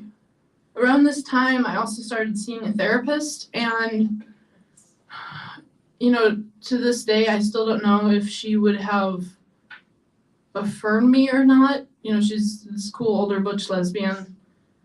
But actually, the same friend who was in the last slide was another client of hers, and I know she did affirm him. So I just have so many memories from starting from that summer and thereon of just looking at her and wondering, like, would she help me parse out all the issues, or would she just say, yes, you're trans? And I procrastinated. I was going to like email her and tell her about this whole thing that I went through, because I never did, but I procrastinated it. So since this is being recorded, I'm going to send her the video of this after it's done.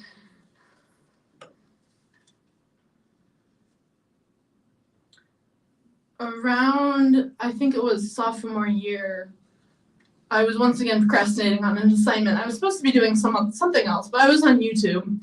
And I remember finding a Magdalene Burns video in like the recommended sidebar. And I just felt such guilt over watching it. I watched about, I don't know, maybe like 10 or 15 seconds, and I shut it off. The same thing happened. I would see a video of like Jermaine Greer, and I thought, like, I couldn't help but think that she made really good points, but you weren't supposed to look into things like that. Like, these are literal Nazis. And so there's just this absolute mind control, but you do it yourself, and you stop letting yourself be curious about these things. It wasn't your fault. Thanks. Another I guess moment of me just like freaking out about what these TERFs had to say. I found a sticker like this downtown, and I took a picture and I sent it to all of my friends, and I said to be careful because I heard that TERFs put razor blades under the stickers. The funny thing is, I'm actually really good friends with the woman who put those up, and she's very sweet. She doesn't put razor blades under the stickers. So that brings me up to, let me see, 2018. I was becoming increasingly distressed about my inability to figure this out because after all, cis people don't think about their gender identity. So we got to about summer of 2018. I was employed, but barely. So basically I would go to work and then I would come home and like lie on my bed or on the couch and just cry and like look at pictures of top surgery and try to figure out if I wanted that.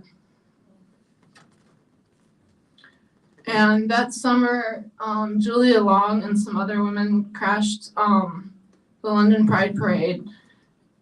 I remember reading an article about that and I thought they were really brave, even though I didn't totally understand why they were so upset. Like I could see they were so upset and the reaction to what they did was just so intense.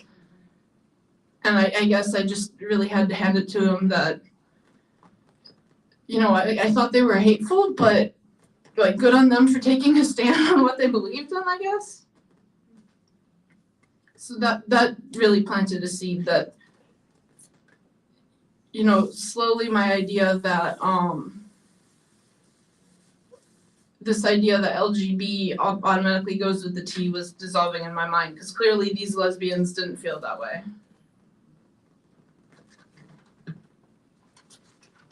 Sorry. Come on. So you can see the depression on my face. This is senior year. I was starting to read about just some of the craziness that was going on, especially in Canada. So I started reading about Jonathan Yaniv. So it was like I was slowly drifting toward the TERF side. The whole LGBT alphabet soup was falling apart for me even more because I started realizing that asexuality is all just a crock of shit. And I would post about this on Facebook and I actually got reported to my boss at my campus job for being an acephobe. I remember sitting in her office and finally she was just like, Elizabeth, I don't really even like care. And I was like, yeah, neither do I, Kate. That same time, so for my journalism degree, we had to take a class called Foundations of the First Amendment. And at the time, I kind of resented having to do it because my professor would talk about the need to listen to all sides of the argument. And I was like, why? Just some people are so hateful and you shouldn't even listen to them. But I think by the end of the semester, I'd really started to change my mind about that. And so I now believe that you understand others better when you talk to them directly. So you have to read what people say in their own words and not just what others say about them. You know, like I've been told TERFs are Nazi, bigot, fascist, white supremacists. But gradually I started to actually listen to what my professor was saying about listening to people. And so I went to gender critical Reddit to learn the TERF arguments so that I could argue against them and win. But what ended up happening was that I found this picture almost right away on Reddit. And I still remember just sitting there and like the whole ideology was just like coming apart in front of me. And like this was at the point where I thought maybe I should just go on T to see how I liked it. Like I was getting that desperate. But instead I found that picture and something just clicked. Like I realized it really is that simple. There's 3 conditions to meet to be a woman. You have to be an adult, a human female, and that's it.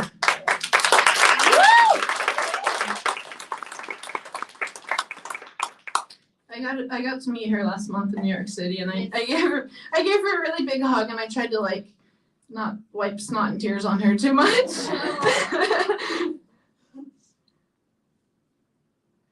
So yeah, I realized that being a woman, it doesn't dictate how you dress, how you cut your hair, what kind of interests you have, or what kind of job you have, who you're attracted to. It doesn't matter if you don't want to be a woman. Like if you're an adult human female, you are a woman. There's no wrong way to be a woman. The only wrong way to be a woman is to be a male, because males are men.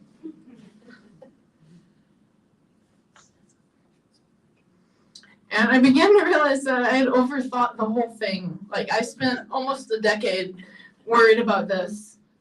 And it was just bizarre to realize that, you know, there really isn't any such thing as feeling like a woman after I'd spent all this time on it.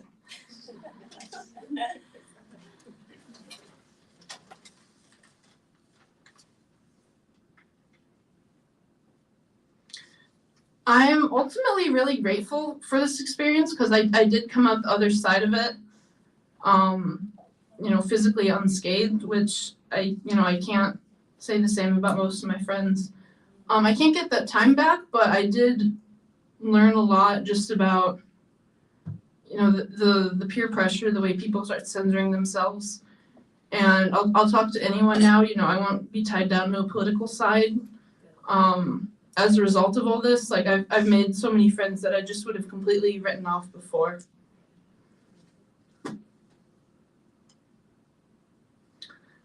So where am I now? My mental health is much better these days. Yes.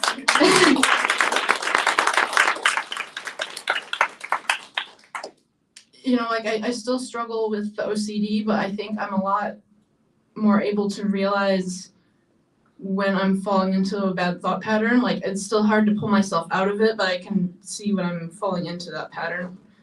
And my depression is finally lifted. It took about 2 or 3 years after desisting to just get out of the bad habits. You know, I would isolate myself so much. And I made some incredible friends. I've been able to be a big bad TERF all around the US. So this is Austin, Texas. Last October, we were protesting the abortion bill, and so we were like on the same side as all these other women there, but we showed up with TERFy signs, and they came and screamed at us, and the police had to come surround us.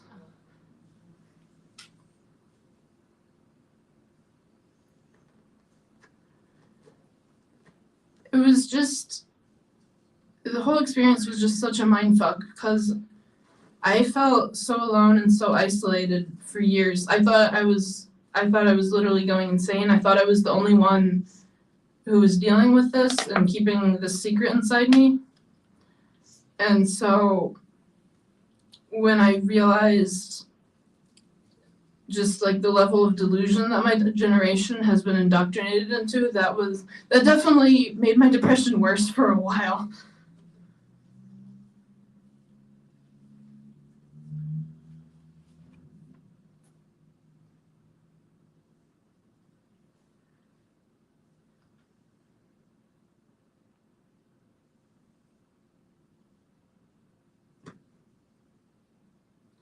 I'm just haunted by how close I came to hurting myself. I feel really lucky. Because there's just so many of us, especially young women, especially young lesbians, who are sucked in the same exact way I did. I was via the internet. And then this quote, where's the quote? We live in the age of undue influence, and in particular, undue influence through our digital environments.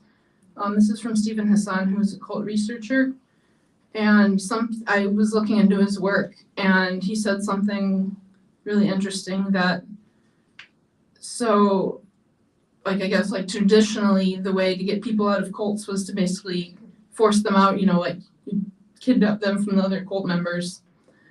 But he said the way to make sure that they don't go back to the cult is you really have to plant a seed in their minds and make them start questioning things themselves and come to that realization themselves, which is exactly what happened to me. I mean, you know, I knew what a TERF was in 2014, so that was only 2 years into the 7 years, and it took a long time for me to come around, but I knew that they existed, and eventually I was finally ready to look into what they had to say.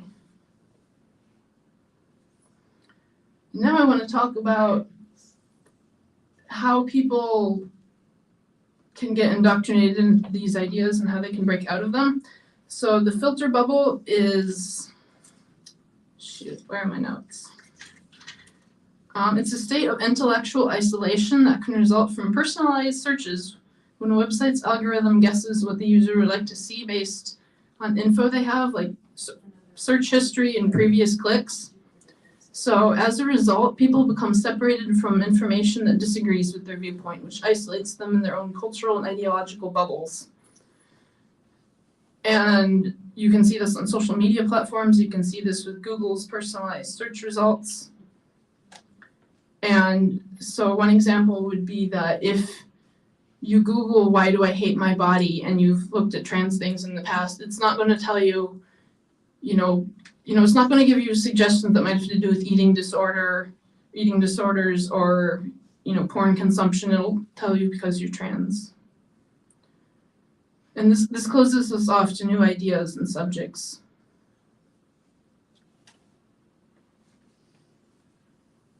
A world constructed from the familiar is a world in which there's nothing to learn, since there's invisible auto-propaganda indoctrinating us with their own ideas. And this is from the author of the book mentioned previously. One suggestion he has is to prioritize what he calls bridging social capital. So that is defined as the value assigned to social networks between socially heterogeneous groups. So basically what he means is that you have to talk to different people. You can't just stay in your little bubble. But that's easier said than done.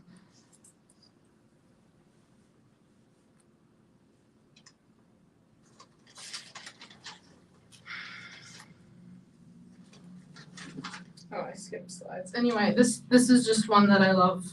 I'm just stubborn as fuck, and that's basically how I got out of this whole thing. But I was curious, and I really did want to see what the TERFs had to say.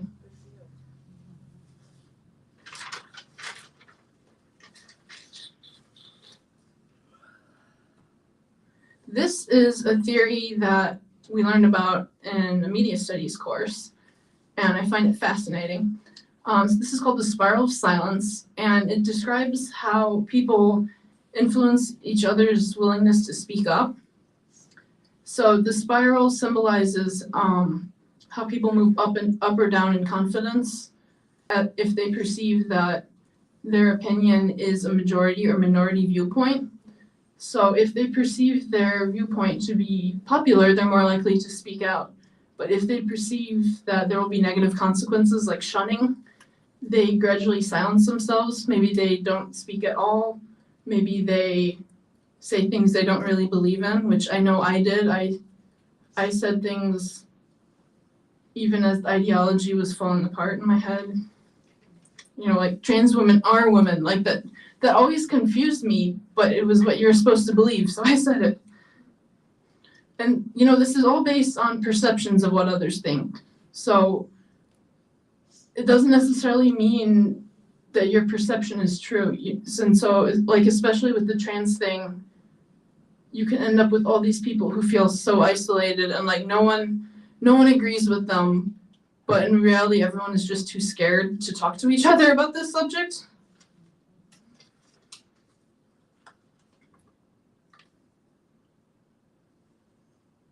I remember looking at this cartoon and being like, damn, I wish that were me. I was still trying to be like a good little woke girl. And now I'm just a big bad TERF on the internet. Way to go, sister. I did lose almost everyone in my life aside from family members, and even things with some family members restrained for a while. But again, I guess I just flip it around, and it taught me that it was really hurtful when it happened, but I got over it, and so I can get over it again if it happens again. Whoops, I went backwards.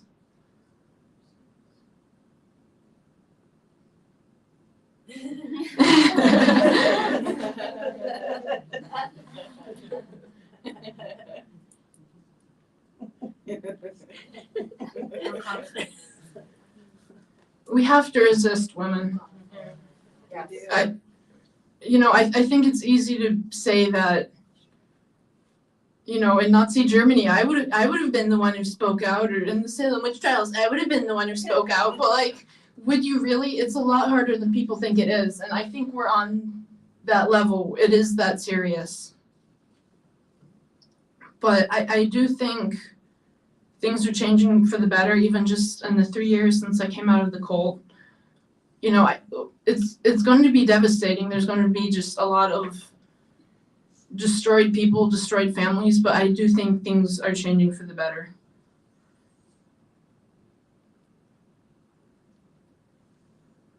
The spiral of silence, it ties into this whole idea of cancel culture. You know, sometimes people are like, well, they're just a celebrity. Why do you care what they have to say? But it can actually make a huge difference because it shows people that others are thinking how they are thinking. And on that note, I wanted to end with a quote from a woman who I think understands this maybe better than all of us. It takes a great deal of bravery to stand up to our enemies, but just as much to stand up to our friends. Yes.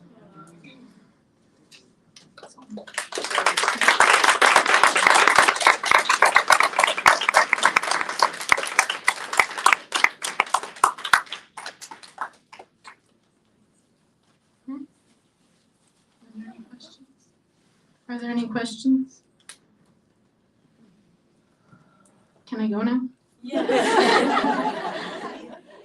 I have a comment to say though. I'm just so glad that you're here and that you were able to get out of that and that you didn't hurt yourself. And so I think that's awesome. You are so brave and courageous, and we're so happy that you're here. And thank you for that. Thanks. Yeah. Yeah, just thanks for all being here for me. Like, it took me a really long time to find you, but you were there for me. It's been really healing to be able to meet other desisted and detransitioned women. Because like I said, like, I thought I was just like fucking losing it, but actually there's so many in this generation. I guess I have one more question too. What would you give like your recommendation to other trans people who have been in your situation? Like, what do you say to them to try and help get them out of it? Oh. I know that's a I mean, I've tried, and you know, with a lot of friends, they would just cut me off. I don't know. I think you just have to, you know, you can't go too hard line with it, and it doesn't mean that. I don't think that means compromising your beliefs. It's just you have to be really gentle because people will dig in their heels. Yeah, but just, you know, they might not be ready to hear it immediately, but maybe in a few years. And I guess that's something that just pisses me off. It's so easy to medically transition and to socially transition, which is a step to medical transition, that you end up with these people who go through this process really fast, and like by the time they might be ready to hear these ideas, like, you know, they've just, they're missing body parts, and they may feel like, well, now I really can't go back.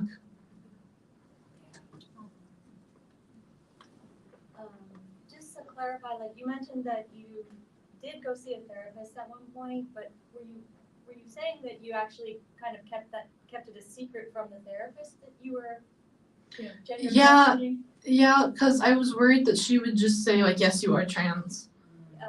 And I guess you knew. I think at some level I knew it didn't make sense, and so it was. No, I didn't. Yeah, but I'm going to send her this video afterwards and be like, hey, Paula, I hope you're a TERF. Very interesting. Not you again. How did you put this presentation together without putting any puns in it? I feel very understood right now.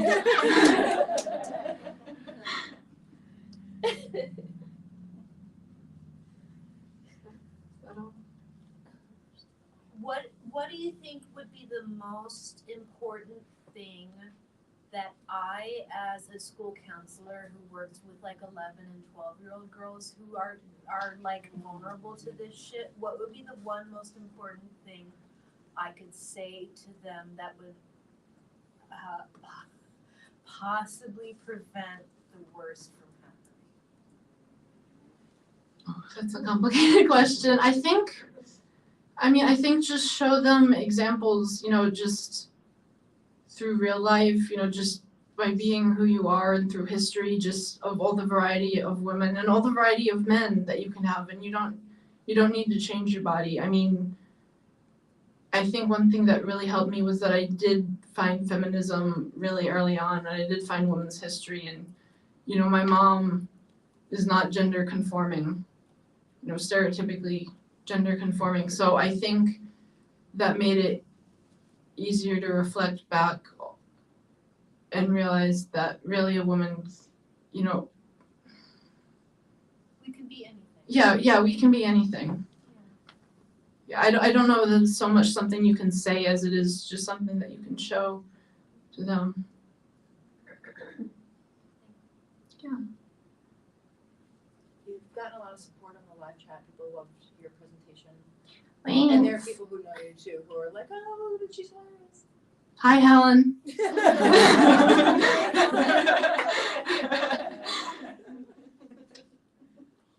think the other kids on campus ever, it strikes me that the trans kids on campus aren't doing so hot, a lot of them are dropping out. They really are not. The common denominator with all my trans friends was that they just had really fucked up lives. And so do the other kids on campus notice, like, wow, they're fucked up? Yeah, but I feel like there's just such pressure to view anyone who, deviates from the trans culture as a horrible person. So it's like we shun anyone else, and you start to believe that actually it's just normal for people to be fucked up because you're just hanging out with all these people who are incredibly messed up, that you forget that. Also supports the idea that they're the most marginalized. I don't. Why is it making that noise? Cable's very sensitive. It's less about you and more about the cable. I'm really sensitive too. But it's just like over time, you almost start to forget that there are people who lead normal lives, and they can hold down jobs because they're not having like multiple surgeries every year. Don't have to dilate 6 hours a day.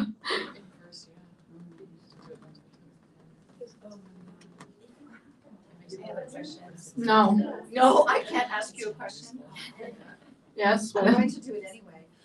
So I am intrigued by the role that your understanding of your sexuality had to do with, and the interplay between that and you believing that you were a man. And so my question for you is, how do you think that we can support young lesbian girls better, and what would have been helpful for you?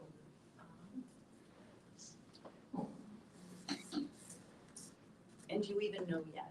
Yeah, I don't even know that I know yet.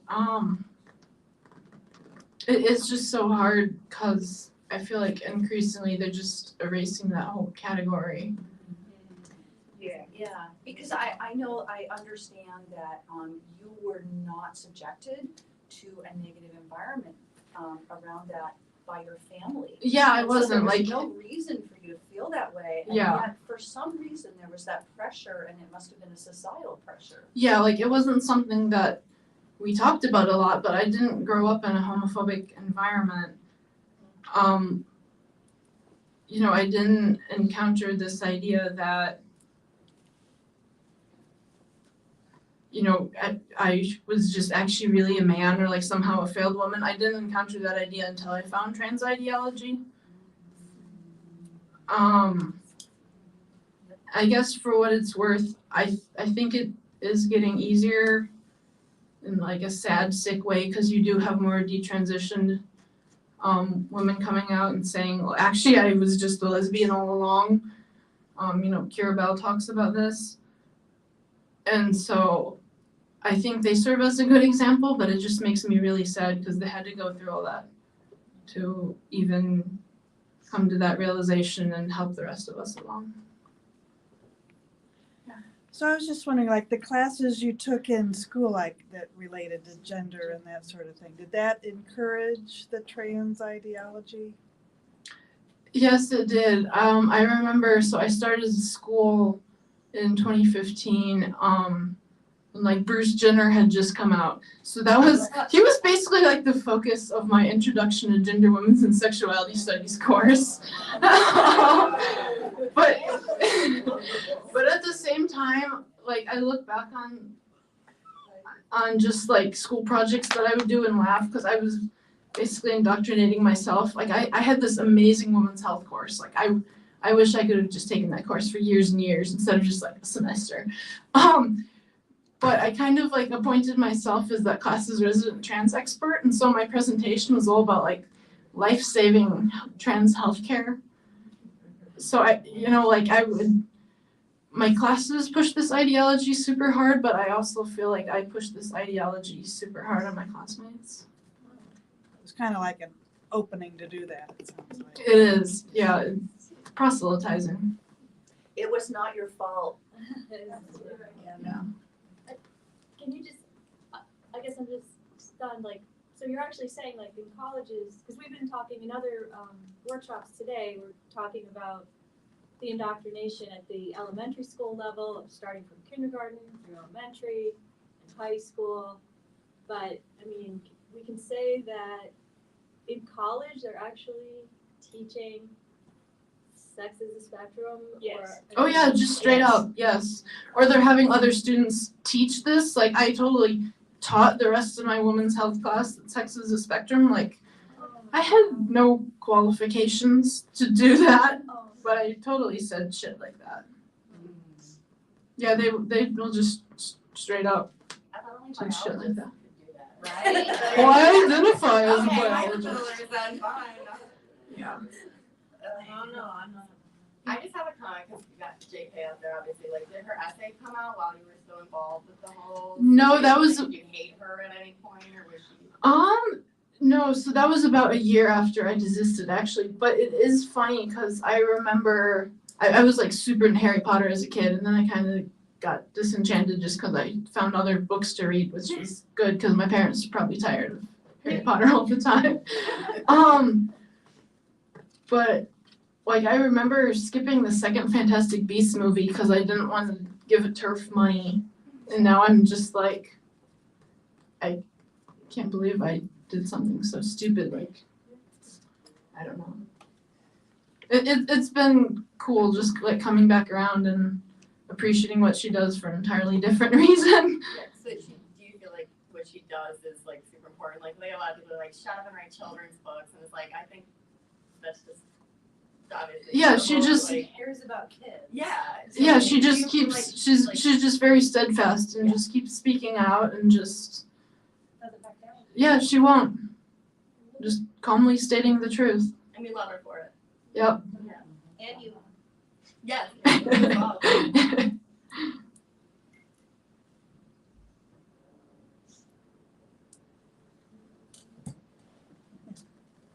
Okay.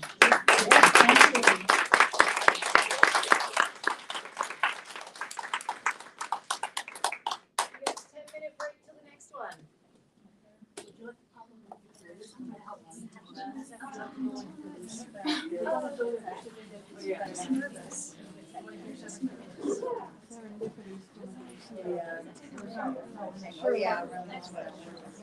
All right, sisters, this is actually going to be the end of the live stream for the workshops today. There are a couple more actually in person here, but the live stream is going to end. So thank you so much for hanging out all day and watching them. I'm so glad you enjoyed it. There was a really great spread of speakers, all different kinds of women who came up to speak on this topic. So thanks for that. I'm going to have as much as I can up on WLRN's website post-event, and then of course the next podcast that we're putting out first Thursday of next month is going to be a digest of this whole weekend of events for those who couldn't be here and for those who want to reminisce who were here. And remember how much ass we kicked while we were here. Not literal, figurative. So yeah, this is Jenna signing off, and I'll see you out in the Femisphere. No, I know. Yeah, no. It's the Oh, yeah. Jade River. I told my mom that was my.